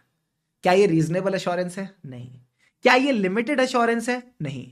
इसको हम प्यार से बोलते हैं मॉडरेट एश्योरेंस। हम इसको प्यार से बोलते हैं मॉडरेट एश्योरेंस। तो ये आपने एक बेसिक सी बात ध्यान रखनी है। तो अगर मैं इस वाले पार्ट में बात करूं ना, आपको पीएफआई की डेफिनेशन आनी चाहिए जो कि बहुत सिंपल है, इवेंट्स और एक्शंस के बारे में, और आपको ये 3 एविडेंस के बारे में अच्छे से पता होना चाहिए, और पता होना चाहिए कौन सी अश्योरेंस आएगी, मॉडरेट लेवल ऑफ अश्योरेंस। सारे बच्चे पानी के 2 घूंट लगाओ और मुझे बताओ यहां तक सारी बातें क्लियर है? फिर मैं आपको एक बार इसको बुक से गो थ्रू कराता हूं।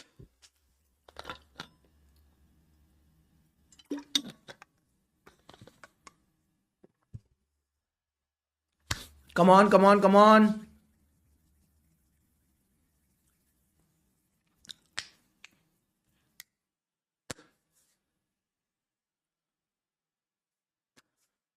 यस सर, बहुत ही बढ़िया।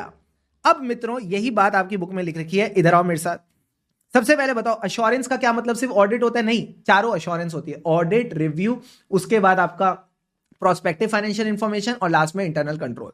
जब भी मैं ऑडिट की बात करता हूं तो कौन सा टाइप ऑफ अश्योरेंस है ये? Reasonable assurance. जब भी मैं शुभम सर रिव्यू की बात करेंगे तो क्या है? Limited assurance. जब भी प्रोस्पेक्टिव फाइनेंशियल इंफॉर्मेशन की बात होगी तो मॉडरेट लेवल ऑफ अश्योरेंस तो है, बट अश्योरेंस किसको लेके? Sir regarding the reasonability of assumption. और कंट्रोल्स में आप बात करते हो डिजाइन एंड ऑपरेटिंग इफेक्टिवनेस की। क्लियर है? क्लियर है sir.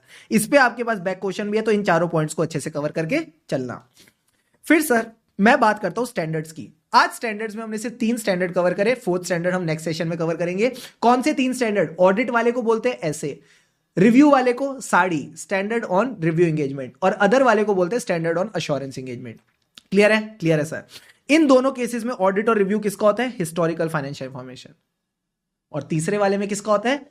Other than audit and review of historical financial information. Got it? Got it sir.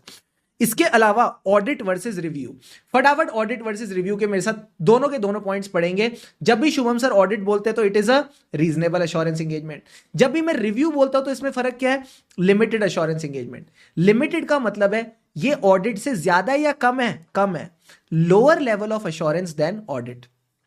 Getting it? Yes sir. उसके बाद यहां पे इन्होंने मॉडरेट लिख रखा है। ये जो मॉडरेट आईसीआई ने लिख रखा है ये कहीं ना कहीं गलत है, यहां पे लिमिटेड आना चाहिए, बट फिर भी इन्होंने मॉडरेट लिख रखा है तो चलने देते हैं। फिर ये कह रहा है कि अश्योरेंस मिलती कैसे है? तो पूरी cycle, fewer procedures, sufficient and appropriate evidence, और क्या मिलेगा? Limited conclusion. दोनों में सिमिलैरिटी क्या है? सर दोनों ही हिस्टोरिकल फाइनेंशियल इंफॉर्मेशन से रिलेट करते हैं। Got it sir. अब एक बात बताओ, क्या इसके साथ साथ हमने ये भी कवर किया था reasonable assurance versus limited assurance? हाँ सर। दोनों के बीच में डिफरेंस क्या है? रीजनेबल का मतलब है high level of assurance, limited का मतलब है लोअर लेवल ऑफ अश्योरेंस। मतलब क्लियर है? हाँ। अब मिलती कैसे है? तो पूरी साइकिल से चलना। जब हम रीजनेबल अश्योरेंस की बात करते हैं तो हम क्या करेंगे? इलेबोरेट और एक्सटेंसिव प्रोसीजर, उससे मिलेगा sufficient and appropriate audit evidence. Conclusion कैसे निकलेगा? रीजनेबल कंक्लूजन, और एग्जांपल दे दो ऑडिट। रिव्यू की बात करें तो fewer procedure, sufficient and appropriate evidence, और क्या मिलेगा? Limited conclusion. तो दूसरों के लिए 4 पॉइंट, अपने को बस फ्लो में चलना है। क्लियर है? क्लियर है सर। इसके अलावा हमने बात करी स्टैंडर्ड ऑन अश्योरेंस एंगेजमेंट की। Subject matter is other than historical financial information. काम की चीज क्या थी? जितनी चीजें थी हमने ऑलरेडी इनको अभी नोट से कवर कर लिया। अगर आप चाहो तो यहां पे रिवीजन वीडियो को पॉज करके एक बार फटाफट इन पॉइंट्स को गो थ्रू कर सकते हो। वेरी गुड, आई होप सबने एकदम बढ़िया तरीके से रीड कर लिया। अब मालिक जब इतना खर्चा हो ही गया है तो आ जाओ, 2-3 क्वेश्चंस आपके क्वेश्चन बैंक के बढ़िया वाले में आपको प्रैक्टिस करा देता हूं। तो सबसे पहले हमने यहां पे किया क्वेश्चन नंबर 17, डायरेक्ट क्वेश्चन है। अश्योरेंस एंगेजमेंट में सिर्फ ऑडिट नहीं आता तो क्या क्या आता है? सारी की सारी लिखी और सबके अश्योरेंस लेवल बता दिए। Easy easy sir. फिर ये कहते हैं 3 पार्टी रिलेशनशिप, तो वही प्रैक्टिशनर, रिस्पॉन्सिबल पार्टी और इंटेंडेड यूजर के बारे में आपने यहां पे लिख के चलना है। फिर सर हमने किया था क्वेश्चन नंबर 19। ये अच्छा क्वेश्चन था, ये एकदम अच्छा क्वेश्चन था, बिकॉज इसकी जो फ्रेमिंग है ना ये समझना बहुत जरूरी है। ये कहता है एसेज लगते हैं ऑडिट पे, जबकि एसआरई जो है वो लगता है review of historical financial information, explain in detail giving the example. तो फटाफट आ जाओ, एक बार इसका आंसर एक बार डिस्कस करते हैं क्या होगा। तो आपने बोलना है जो क्वेश्चन में लिखा है वही स्टार्ट करो कि स्टैंडर्ड्स ऑन ऑडिटिंग अप्लाई करते हैं ऑडिट ऑफ एचएफआई पे। अब आप बोलो ऑडिट क्या है? Reasonable assurance engagement. ठीक है सर। जबकि एसआरई जो है ये अप्लाई करते हैं रिव्यू ऑफ एचएफआई पे। एचएफआई मतलब historical financial information, and review क्या है? Limited assurance engagement. बस आपने अगर एक ये लाइन भी याद रखी ना, आप पूरा आंसर फ्रेम कर जाओगे, बिकॉज इसमें जो 3 बातें आपने करी उन्हीं को फर्दर डिस्कस करना है, फर्दर इलेबोरेट करना है। 3 बातें कौन सी? एचएफआई क्या होता है, रीजनेबल एश्योरेंस क्या होता है, लिमिटेड एश्योरेंस क्या होता है, कम ऑन। एचएफआई क्या होता है, रीजनेबल एश्योरेंस क्या होता है, लिमिटेड एश्योरेंस क्या होता है। तो सबसे पहले जब मैं बात करता हूं एचएफआई की, तो हमने इसको डेफिनेशन को तोड़ा, हिस्टोरिकल और फाइनेंशियल इंफॉर्मेशन। फाइनेंशियल इंफॉर्मेशन का मतलब है information expressed in financial terms derived from the accounting records about the economic CCE, circumstances, conditions, events related to past events। Clear है सर। उसके बाद आपने डिफाइन करना था रीजनेबल एश्योरेंस एंगेजमेंट को। तो आप बोलोगे audit is a reasonable assurance engagement. अब 99% बच्चे पता है इसके आगे क्या लिखेंगे, विच is a high but not an absolute level of assurance. ICI ने ये लिखा है क्या, नहीं सर।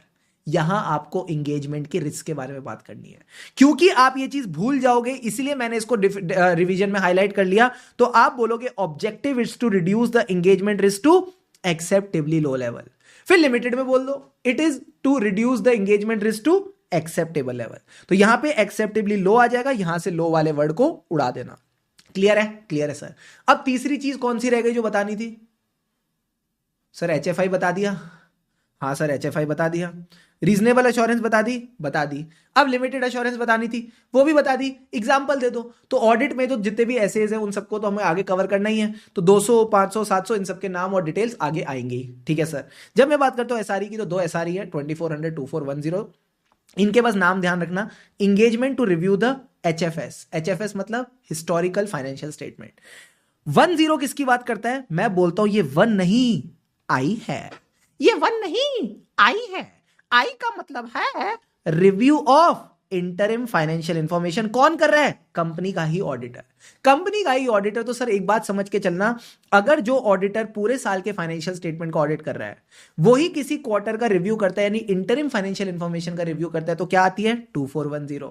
और इसके अलावा कोई भी रिव्यू का केस होगा, इसके अलावा कोई भी रिव्यू का केस होगा तो 2400 एप्लीकेबल हो जाएगा। यानी जो रिव्यू कर रहा है वो कंपनी का ऑडिटर नहीं, कोई और बंदा है। You are getting the point और नॉट, यस सर। इसके अलावा हमने एक और क्वेश्चन किया प्यारा प्यारा, क्वेश्चन नंबर 20। अब सर क्वेश्चन 20 में क्या था, 2 लड़कियां थी, एक थी कृति, एक थी सौम्या।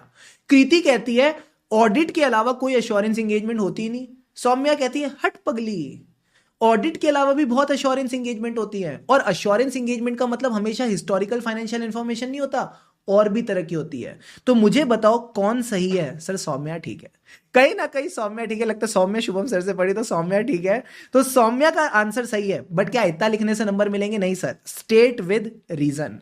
तो कुछ नहीं करना, आपको टाइप्स ऑफ एश्योरेंस एंगेजमेंट पता है, ऑडिट, रिव्यू, हाँ सर, उनके बारे में लिख दो, उनके बारे में इंट्रोडक्शन लिख दो। तो आप बोलोगे audit engagement is assurance engagement, but इसका ये मतलब नहीं है अश्योरेंस एंगेजमेंट सिर्फ ऑडिट है, ना ना ना ना ना, उसके अलावा भी हो सकती है। अब उसके अलावा जो जो नाम पता है लिख दो, review, prospective financial information and internal control, सबके नाम लिख दिए सर। अब इनको एक्सप्लेन भी तो करो, ये तो इंट्रोडक्शन दिया आंसर का। तो अब बोलो अश्योरेंस एंगेजमेंट सभी अश्योरेंस देती हैं, फर्क किसका है, डिग्री का। जो ऑडिट है वो रीजनेबल एश्योरेंस देती है, जो रिव्यू है वो लिमिटेड एश्योरेंस देती है। Reasonable assurance is a high level of assurance, limited assurance is a low level of assurance. मतलब सर जब आईसीआई क्वेश्चन पूछता है standards on auditing versus SRE वाला, तब रीजनेबल एश्योरेंस के आगे हमको लिखना है engagement risk is reduce to acceptably low level. कहां गया, ये रहा, it is reduce to acceptably low level, reasonable assurance के आगे। और जब इस तरह का केस स्टडी बेस्ड क्वेश्चन आता है टाइप्स ऑफ एश्योरेंस एंगेजमेंट वाला, तब आप रीजनेबल एश्योरेंस में इसकी प्रॉपर डेफिनेशन लिखोगे, it is a high level of assurance. तो कई बच्चों को ना मन में डाउट आता है, सर यहां पे कुछ और लिखा है, यहां पे कुछ और लिखा है। तो वो डाउट भी मैंने आपको क्लैरिफाई कर लिया कि कब आपने कैसे इस चीज के साथ डील करना है। समझ गए सर। रिव्यू में आएगी limited assurance which is a lower level of assurance as compare to audit. फिर आप बोलो ऑडिट और रिव्यू के अलावा भी एश्योरेंस एंगेजमेंट होती है जो डील करती है with other than historical financial information. कौन सी 2 थी, पीएफआई यानी प्रोस्पेक्टिव फाइनेंशियल इंफॉर्मेशन, और internal controls of entity. Internal controls of entity. फिर मैंने आपसे सवाल पूछा था इनमें से दोनों में से कौन सा अच्छे से आता है, पीएफआई। पीएफआई में से भी कौन से 3 पॉइंट अच्छे से आते हैं सर, वो एविडेंस वाले। अजम्पशन ठीक है तो बना दो और बता दो, तो वही 3 पॉइंट आपने लिखने हैं, evidence to the effect that assumptions are not unreasonable. तो जब अजम्पशंस ठीक है यानी नॉट अनरीजनेबल है, तो बना दो और बता दो। मतलब PFI is properly prepared and presented on the basis of assumption and all the material assumptions are disclosed. So considering the facts of the case अपनी छोटी समरी पे हिसाब से लिख सकते हो और बोलो Somaiya is correct. You got the point और नॉट? Yes sir. इसके अलावा भी जो मैंने आपको क्वेश्चन होमवर्क में दिए थे बड़े सिंपल हैं। अगर मैं क्वेश्चन 21 की बात करूं, ये कहता है in this context give 3 examples of assurance engagement. तो 3 एग्जांपल बड़े सिंपल से, ऑडिट, रिव्यू ऑफ पीएफआई, इनके बारे में लिख देना और जो इनका मेन पॉइंट्स है ना वो लिख देना। जैसे ऑडिट में आप बोलोगे हमको क्या चाहिए, रीजनेबल अश्योरेंस ओपिनियन देने के लिए, तो यहां आपने सीधा सीधा क्या किया, ओवरऑल ऑब्जेक्टिव ऑफ ऑडिटर लिख दिया। जब मैं बात करता हूं रिव्यू की तो आप सीधा बोलो लोअर लेवल ऑफ अश्योरेंस और इसका पूरा साइकिल लिख दिया। समझ गए सर? फिर जब मैं बात करता हूं पीएफआई की तो हमको 3 ही पॉइंट ढंग से याद रहते हैं। हाँ सर, तो वही आपने 3 पॉइंट्स यहां लिखने हैं। अजम्पशंस ठीक है तो बना दो, बता दो, और moderate level of assurance. Deal done, deal done sir. इसी की आपने रिटर्न प्रैक्टिस करके चलनी है। फिर जब मैं बात करता हूं क्वेश्चन नंबर 2 की, तो ये कहता है क्वेश्चन नंबर 22 में कि जो हमारा सीए राजुल है इसको अश्योरेंस देनी है पीएफआई पे। ठीक है सर, तो जब इसको पीएफआई पे अश्योरेंस देनी है तो कौन सा स्टैंडर्ड लगेगा सर? इस पे लगेगा स्टैंडर्ड ऑन अश्योरेंस एंगेजमेंट। कौन सी लेवल ऑफ अश्योरेंस आएगी? मॉडरेट लेवल ऑफ अश्योरेंस आएगी। एंड आखिरी क्वेश्चन पूछता है पीएफआई और एचएफआई में डिफरेंस क्या है? तो जो डिफरेंस मैंने आपको नोटबुक पे लिखवाया ना, वही का वही डिफरेंस आप यहां पे लिख के चलोगे, कुछ अलग से करने की जरूरत नहीं है। ये रहा आपका डिफरेंस वाला part. Getting the point? Yes sir. क्या इस आंसर में कुछ एक्स्ट्रा दिख रहा है सर? ये डिफरेंस है, ये मेन क्वेश्चन था, ये एक्स्ट्रा क्या दिख रहा है? हमारे फेवरेट 3 पॉइंट्स, हमारे फेवरेट 3 पॉइंट्स। तो इसकी ना गांठ बांध लो, जब भी पीएफआई का क्वेश्चन आएगा चुपचाप ये तीनों पॉइंट्स लिख के आना कि हमको एविडेंस चाहिए कि अजम्पशंस ठीक है, यानी अजम्पशंस आर नॉट अनरीजनेबल, बना दो और बता दो। तो ये 3 बातें तो आपने लिख के आनी अगर पीएफआई का क्वेश्चन है। Got it sir. फिर जब मैं बात करता हूं question 23, that was the last question of today, ये कहता है आपको एंगेजमेंट पहचाननी है, टाइप ऑफ एंगेजमेंट। तो क्वेश्चन में क्या है, सीएटी को अपॉइंट किया गया है to provide an assurance report on the financial statement based on historical financial information. तो जब भी हिस्टोरिकल फाइनेंशियल इंफॉर्मेशन है, 2 ऑप्शन क्या है, या तो ऑडिट या फिर रिव्यू। ये कहता है करेक्टरिस्टिक एंगेजमेंट की ऐसी है कि हमें सफिशिएंट एप्रोप्रिएट एविडेंस लेना है जिसके बेसिस पे लिमिटेड कंक्लूजन निकलेंगे। तो मुझे बताओ लिमिटेड कंक्लूजन वाली कौन सी एंगेजमेंट होती है sir? This is a limited assurance engagement. ये कहीं ना कहीं लिमिटेड अश्योरेंस एंगेजमेंट है। और लिमिटेड अश्योरेंस के 2 फीचर और बता दो सर। लिमिटेड कंक्लूजन है तो लिमिटेड प्रोसीजर होंगे, हाँ, तो फ्यूअर प्रोसीजर लिख दिया। दूसरा लिमिटेड अश्योरेंस मतलब लोअर लेवल ऑफ अश्योरेंस, तो ये आप दूसरा पार्ट लिख के चल सकते हो। ठीक है, अगर इसका एग्जाम्पल मांगा होता तो महक ने एकदम सही बताया, फिर हम रिव्यू एंगेजमेंट वाला एग्जाम्पल इसमें लिख देते। Got it sir. तो यहां पे आपका पूरा का पूरा topic of types of assurance engagement with all the classical questions gets completed. तो सर सबसे पहले आज हमने क्या पढ़ा? आज हमने रिलेटेड सर्विस की बात करी। इन द लास्ट सेशन में हमने पढ़ा था अश्योरेंस एंगेजमेंट के बारे में, कि जो अश्योरेंस एंगेजमेंट है वो 3 तरह की होती है सर। 3 तरह की। पहली 2 जो होती है वो बदमाश होती है, हिस्टोरिकल फाइनेंशियल इंफॉर्मेशन से रिलेट करती है। फर्क होता है अश्योरेंस का, एक रीजनेबल देती है, एक लिमिटेड देती है। रीजनेबल वाली का नाम था ऑडिट, लिमिटेड वाली का नाम था रिव्यू। ठीक है सर। ये तीसरी जो है ना वो other than historical financial information की बात करती थी, यानी ये बात करती थी प्रोस्पेक्टिव की और इंटरनल कंट्रोल्स की। क्या ये तीनों अश्योरेंस एंगेजमेंट्स क्लियर है? क्लियर है सर। अब मैंने कहा कुछ ऐसी एंगेजमेंट ऐसी भी हैं जहां पे कोई अश्योरेंस नहीं है, जहां आप मैनेजमेंट के लिए काम कर रहे हो। इनको हम बोलते हैं रिलेटेड सर्विस, और इन पे लगता है सरस। सरस का मतलब है SRS, standards on related service. अब ये 2 एंगेजमेंट है बड़ी प्यारी प्यारी, एक है एग्रीड अपॉन प्रोसीजर, एक है कंपाइलेशन एंगेजमेंट। एक एक करके समझते हैं क्या फील है इन टॉपिक्स की। एग्रीड अपॉन प्रोसीजर में क्या होगा, आप मैनेजमेंट के साथ एग्री करोगे क्या कि कौन सा आइटम टेस्ट करना है और उस पर कैसे प्रोसीजर लगाने हैं। तो मैनेजमेंट ही आपको बता रही क्या चेक करना है और उसको कैसे चेक करना है। तो अगर ऐसी कोई एंगेजमेंट है जिसमें मैनेजमेंट ही बताए कि आपको ना एंटिटी के डेटर्स चेक करने हैं और आपको इनके लिए एक्सटर्नल कंफर्मेशन लेनी है, तो ये ऑडिट नहीं है, this is a agreed upon procedure. और इसकी जो रिपोर्ट बनेगी इसमें आप जो आपने प्रोसीजर्स परफॉर्म करे वो भी लिखोगे।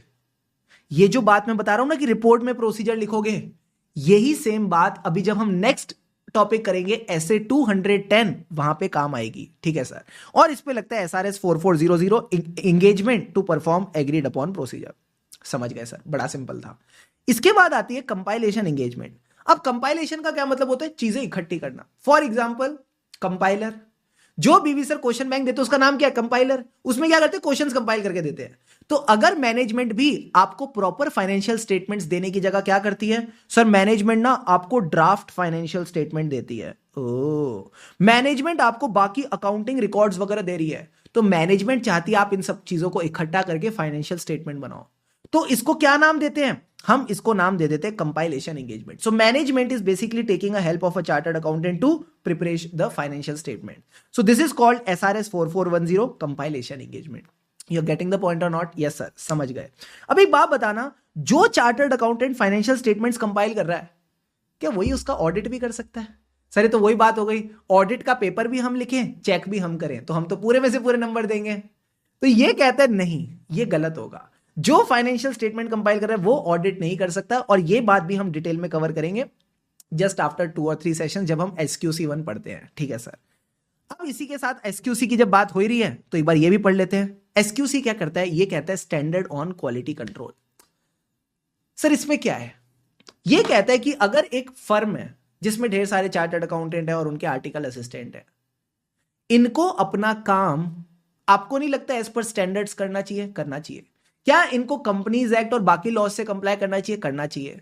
तो अगर एक फर्म इंश्योर करना चाहती है कि उसके सारे के सारे लोग और जो पूरी फर्म है वो कंप्लाई करे with the professional standards, regulatory and legal requirement, जिसको हम प्यार से बोलते हैं PRL रिक्वायरमेंट। सारे बच्चे बोलो मेरे साथ, PRL रिक्वायरमेंट। तो सर ये चीज कराने के लिए इसको क्या लगाना पड़ेगा? System of quality control. इसको कहीं ना कहीं पॉलिसीज बनानी पड़ेगी जिसको हम प्यार से बोलते हैं system of quality control, so that the firm और उसके जो लोग हैं वो कंप्लाई करे किसके साथ? PRL रिक्वायरमेंट के साथ। PRL का क्या मतलब है? प्रोफेशनल स्टैंडर्ड्स, रेगुलेटरी और लीगल। और जब ये लोग तमीज से काम करेंगे, एज पर स्टैंडर्ड्स करेंगे, तो आपको क्या लगता है रिपोर्ट इनएप्रोप्रिएट हो गया एप्रोप्रिएट? सर ऑटोमेटिकली ये लोग सही ओपिनियन देंगे, report will be appropriate in the circumstances. अब एक बात बताओ, जो फर्म क्वालिटी से काम कर रही है, क्या इसको सिर्फ ऑडिट का काम क्वालिटी से करना चाहिए? नहीं सर, इसको रिव्यू भी क्वालिटी से करना चाहिए। इसको ऑडिट और रिव्यू क्या, बाकी अश्योरेंस एंगेजमेंट भी क्वालिटी से करनी चाहिए। और मैं कहता हूं सिर्फ अश्योरेंस क्यों, जो रिलेटेड सर्विस है वो भी क्या करनी चाहिए सर? वो भी आपको कहीं ना कहीं क्वालिटी से करनी चाहिए। तो 100 बात की एक बात यह है कि जो SQC है ना, स्टैंडर्ड ऑन क्वालिटी कंट्रोल, वो सिर्फ ऑडिट पे एप्लीकेबल नहीं है, it is applicable to all the engagement. ये हर एंगेजमेंट पे एप्लीकेबल हो जाता है। You are getting the point और नॉट? Yes sir. अब आपने जब सारे के सारे स्टैंडर्ड्स मेरे साथ रिवाइज कर लिए, मैं आपसे एक रिक्वेस्ट करूंगा सर, क्या आप अपने क्वेश्चन बैंक पे जाना, आप अपने क्वेश्चन बैंक पे जाना और क्वेश्चन बैंक में जो ये आपके पास केस स्टडी 2 दे रखी है ना, इसको फटाफट रिवाइज कर लेना। इसको जैसे आप रिवाइज कर लोगे, आपके सारे के सारे जो कॉन्सेप्ट्स मैंने एंगेजमेंट वाले पढ़ाए हैं, ये आपके फटाफट डन हो जाएंगे। अब सर एक सवाल आता है, हम इतने टाइम से स्टैंडर्ड्स पढ़ रहे हैं, हमने स्टैंडर्ड्स ऑन ऑडिटिंग पढ़ा, स्टैंडर्ड्स ऑन रिव्यू एंगेजमेंट पढ़ा, स्टैंडर्ड्स ऑन अश्योरेंस एंगेजमेंट पढ़ा, और आज रिलेटेड सर्विस भी किया। इनकी जरूरत क्यों है? Why do we need this standards? Sir ताकि आप जो अपना काम कर रहे हो ना, वो एक इस्टेब्लिश्ड बेंचमार्क के हिसाब से काम करो जो पूरा ग्लोब फॉलो कर रहा है। यानी जो स्टैंडर्ड्स इंडिया में बन रहे हैं वो कोई इंडिया वालों ने नहीं बनाए हैं, बाहर से ही कॉपी करे हैं। Same standards United States, same standards France, same standards Germany, हर इंडिया कह रहा हूं, वर्ल्ड के हर कोने में सेम ही स्टैंडर्ड्स फॉलो हो रहे हैं। So these are basically your global practices. तो ये कहते हैं स्टैंडर्ड्स इंश्योर कि जो भी ऑडिट होगा it will be against established benchmark which are at par, which are just like your global practices. और जब आप ग्लोबल प्रैक्टिसेस के स्टैंडर्ड्स के साथ काम करोगे, आपको 2 चीजें मिलती हैं सर, क्या? नॉलेज भी मिलती है, स्किल भी मिलती है। It equips the accountant with the professional knowledge and skill.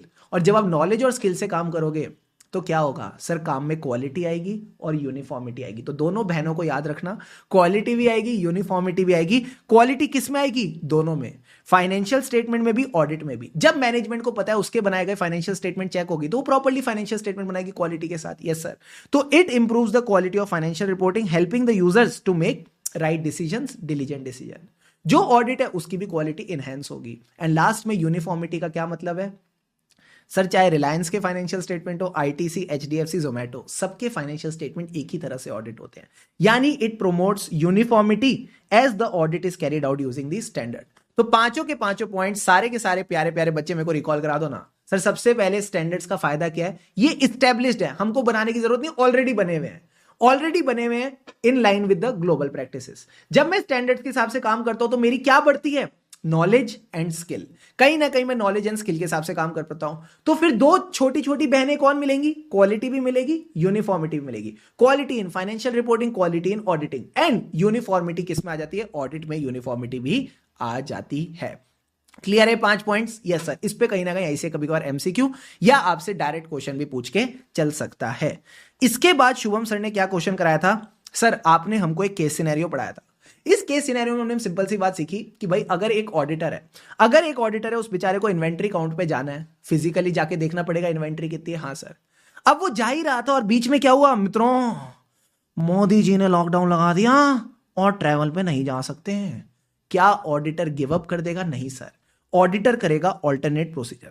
वो कोई वीडियो कॉल कर सकता है, कोई ड्रोन्स यूज कर सकता है, या फिर वो रिकंसिलेशन बना सकता है कि पिछली बार जब काउंट किया था तो इतनी थी, फिर परचेजेस हुई, फिर सेल हुई, वो सब चेक किया तो पीरियड एंड की इन्वेंट्री पे आ गया। या वो क्या कर सकता है, अगर इन्वेंट्री थर्ड पार्टी के पास पड़ी है तो उससे कंफर्मेशन ले सकता है कि भाई तुम्हारे पास क्या इन्वेंट्री पड़ी है। सो वो ऑल्टरनेट प्रोसीजर कर सकता है। तो इसी टॉपिक पे आईसीआई कहता है कि जब भी आप मेन प्रोसीजर से डिपार्ट करोगे, जब भी आप मेन ऑडिट प्रोसीजर से डिपार्ट करोगे, यानी मेन ऑडिट प्रोसीजर नहीं करोगे, जैसे इस केस में क्या हुआ, मैं इन्वेंट्री काउंट अटेंड करने नहीं गया, तो 3 चीजें डॉक्यूमेंट करनी है। तो सारे बच्चे बोलो वो 3 चीजें क्या थी, अरे मेन प्रोसीजर नहीं कर पाए तो कोई बात नहीं, ये डॉक्यूमेंट कर लो। सर अर्रे का क्या मतलब था, अर्रे का मतलब है जब मेन प्रोसीजर नहीं किया तो क्या ऑल्टरनेट प्रोसीजर किया, तो इस ऑल्टरनेट प्रोसीजर आप डॉक्यूमेंट कर सकते हो। ठीक है सर।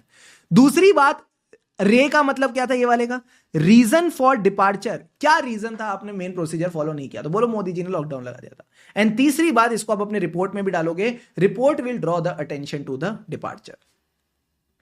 गॉट इट सर, समझ गए सर। इसी के ऊपर अगर आप अपने क्वेश्चन बैंक में जाते हो तो टेस्ट योर अंडरस्टैंडिंग में आईसीआई ने क्वेश्चन दे रखा है।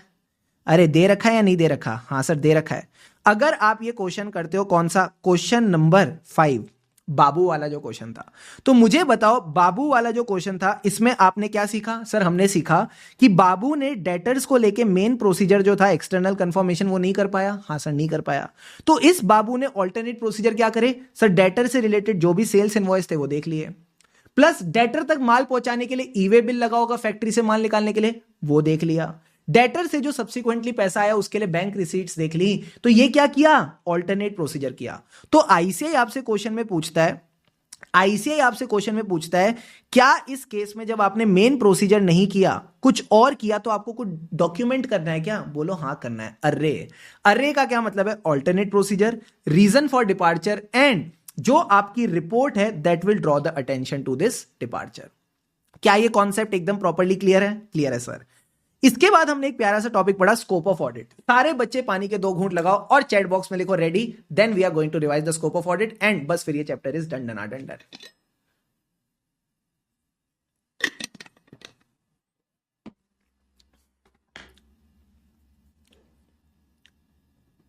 कम ऑन, रेडी है सर। अब आओ स्कोप ऑफ ऑडिट की बात करते हैं। कुछ चीजें ऑडिट के स्कोप में इंक्लूड होंगी, कुछ चीजें एक्सक्लूड होंगी। ठीक है सर। सबसे पहले बात करते हैं इंक्लूजन की। अगर आईसीआई क्वेश्चन में लिख के देता है all aspects of entity are included in scope of audit, बोल देना गलत। Only those aspects of entity which are relevant to the financial statement, those are the part of scope of audit. For example, ये exam point of view से relevant नहीं है, बस समझ के चलना। सपोज अगर मैं बात करता हूं एंटिटी के कुछ इंटरनल कंट्रोल्स है, प्रोसेसेस हैं। एक प्रोसेस है कि जितनी भी क्लीनिंग एजेंसी के बिल्स हैं इनको मैनेजमेंट चेक करेगा तभी पेमेंट करेगा। तो क्या मैं बोल दूं जो क्लीनिंग एजेंसी का खर्चा ये फाइनेंशियल स्टेटमेंट में आएगा? हाँ, it is relevant to the financial statement. तो इस प्रोसेस को चेक करना ये ऑडिटर के स्कोप में है। बट सर इनका ना एक और प्रोसेस है, सारे के सारे वॉशरूम्स रोज साफ होने चाहिए, क्या इसका फाइनेंशियल स्टेटमेंट से कोई लेना देना नहीं? सो this is out of scope. समझ गए सर। फिर सर आपने एक और बढ़िया पॉइंट बताया, reliability and sufficiency of information. जो भी ऑडिट एविडेंस ऑडिटर इकट्ठा करेगा, मैंने क्या सिखाया था, it should be sufficient and appropriate. Quantity भी होनी चाहिए, क्वालिटी भी होनी चाहिए। अब ये कह रहे हैं क्वांटिटी के साथ साथ रिलायबिलिटी भी चाहिए। रिलायबिलिटी मतलब कहीं ना कहीं हम उस एविडेंस पे विश्वास कर सकते हैं। तो यही बात आपने बस समझ के चलनी है, और इसके बारे में और डिटेल में हम ऐसे 500 में कवर करेंगे। ठीक है सर। तो पहले 2 पॉइंट तो मरियल से हो गए। थर्ड पॉइंट है इंपॉर्टेंट पॉइंट, और ये आपका एमटीपी May 24 ये कहता है कि हमको देखना है प्रॉपर डिस्क्लोजर होना चाहिए फाइनेंशियल स्टेटमेंट में। अब इसका फ्लो बड़ा आसान है। मुझे बताओ डिस्क्लोजर के बारे में कहा किसने है? शेड्यूल 3 और अकाउंटिंग स्टैंडर्ड। उनको हम प्यार से बोलते हैं एप्लीकेबल स्टैट्यूटरी रिक्वायरमेंट। तो एज अ ऑडिटर सबसे पहले तो मैं यही देखूंगा जो भी रेलिवेंट इंफॉर्मेशन डिस्क्लोज है फाइनेंशियल स्टेटमेंट में, वो किसको ध्यान में रख के चेक करनी है? Applicable statutory requirement. क्या पहला पॉइंट आप लिख लोगे? लिख लोगे। सर 3 ही पॉइंट है, पहला पॉइंट हो गया। दूसरा पॉइंट कहता है कि डिस्क्लोज करना क्या है? Sir summary. हमको बेसिकली जो भी ट्रांजेक्शंस और इवेंट्स हुए ना ड्यूरिंग द ईयर, उनको समराइज करना है। अब कितना समराइज करना है, कितना नहीं समराइज करना है, तो मैनेजमेंट की जजमेंट पे डिपेंड करता है। तो अगला पॉइंट यही है कि जो समरी है वो डिपेंड करेगी जजमेंट ऑफ द मैनेजमेंट। बस अब एक पॉइंट और रह गया। पहला पॉइंट स्टैट्यूटरी रिक्वायरमेंट, अब करना क्या है? समराइज करना है, वो मैनेजमेंट की जजमेंट पे डिपेंड करेगा। अब मैनेजमेंट की जजमेंट के 2 एग्जांपल ही होते हैं, या तो अकाउंटिंग एस्टीमेट या अकाउंटिंग पॉलिसी। मुझे बताओ नोट्स टू अकाउंट्स में क्या समराइज करते हो? Accounting policy, not accounting estimate. तो आपने बोलना है management makes many judgement in the preparation of financial statement, example accounting policy. अब एक सही वाली अकाउंटिंग पॉलिसी, एक गलत वाली अकाउंटिंग पॉलिसी। सही कौन सी है? Method of valuation of inventory, FIFO, weighted average. गलत वाला क्या है? Method of charging the depreciation on fixed asset. ये तो अकाउंटिंग एस्टीमेट होता है, पॉलिसी थोड़ी। अब लास्ट में क्या आएगा? यही थर्ड पॉइंट के कंटिन्यूएशन में, मैनेजमेंट का काम है अकाउंटिंग पॉलिसी चूज करना, ऑडिटर का काम है चेक करना। ऑडिटर का काम है ये देखना कि जो भी सिलेक्शन हुई है और कंसिस्टेंट एप्लीकेशन हुई है अकाउंटिंग पॉलिसीज की, वो प्रॉपर है कि नहीं। Whether the selection is proper, whether the policies are consistently applied. तो 3 स्टेप प्रोसेस है। पहले स्टैट्यूटरी रिक्वायरमेंट देख ली, सेकेंड स्टेप पे क्या देखा? होती क्या है डिस्क्लोजर? समरी होती है। कितना समराइज करना है? मैनेजमेंट की जजमेंट। एंड थर्ड पॉइंट में हमने क्या किया? मैनेजमेंट की जजमेंट में अकाउंटिंग पॉलिसी की बात करी और अकाउंटिंग पॉलिसी के 2 एग्जांपल दिए और आखिरी में बोला ऑडिटर चेक करेगा कि अकाउंटिंग पॉलिसी सही है कि नहीं और कंसिस्टेंटली अप्लाई हो रही है कि नहीं। सो this is a 3 step process, that's it, done sir. अब एक्सक्लूजन की बात करें तो बड़ी सिंपल है। Audit is not a investigation, inherent limitation में ऑलरेडी पढ़ चुके हैं। फाइनेंशियल स्टेटमेंट्स को बनाने का काम किसका होता है? मैनेजमेंट का। So preparation and presentation of financial statement is the duty of the management.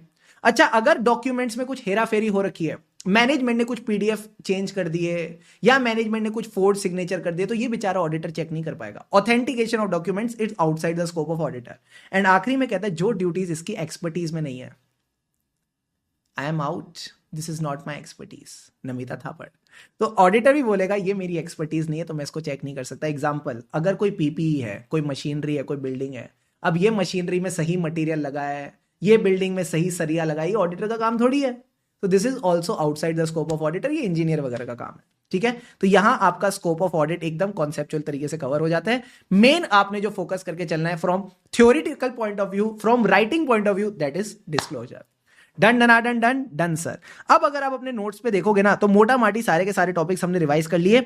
बस एक ये छोटा टॉपिक रह जाता है इंटरडिसिप्लिनरी नेचर ऑफ ऑडिटिंग। ये बस इतनी सी बात कहते हैं, जो भी सब्जेक्ट आप इंटर में पढ़ते हो, कोई अकाउंटिंग हो गया, कोई लॉ हो गया, कोई इकोनॉमिक्स हो गया जो फाउंडेशन में पढ़ा था, ठीक है सर। इसी तरह फाउंडेशन में मैथ्स पढ़ा था, स्टैटिस्टिक्स पढ़ा था, yes sir. Financial management inter में पढ़ते, कॉस्टिंग इंटर में पढ़ते, तो इन सबकी नॉलेज आपको होनी चाहिए एज ऑडिटर, ताकि आप ऑडिट अपना अच्छे से कर पाओ। तो इस टॉपिक को एक बार बस रीड कर लेना and everything will be done done done. So यहां आपकी Q2 प्यारी प्यारी revision of chapter number 1 with full detail and all the case study based question gets completed. I hope आपको काफी मजा आया होगा। बस इसी अप्रोच के साथ आपने पढ़ना है, इसी अप्रोच के साथ आपने पढ़ना है एंड ट्रस्ट मी मजा आ जाएगा। सो मित्रों, यूं ही मेहनत करते रहो, यूं ही शिद्दत से लगे रहो एंड फिर मंजिल अपनी है, पक्का हम बढ़िया नंबरों से पास होंगे। सो खुशी से पढ़ेंगे तभी आगे बढ़ेंगे। See you all in the next session. तब तक के लिए हम रही ऑडिट के, फिर मिलेंगे चलते चलते। Have an awesome day ahead. लगे रहो मित्रों, लगे रहो।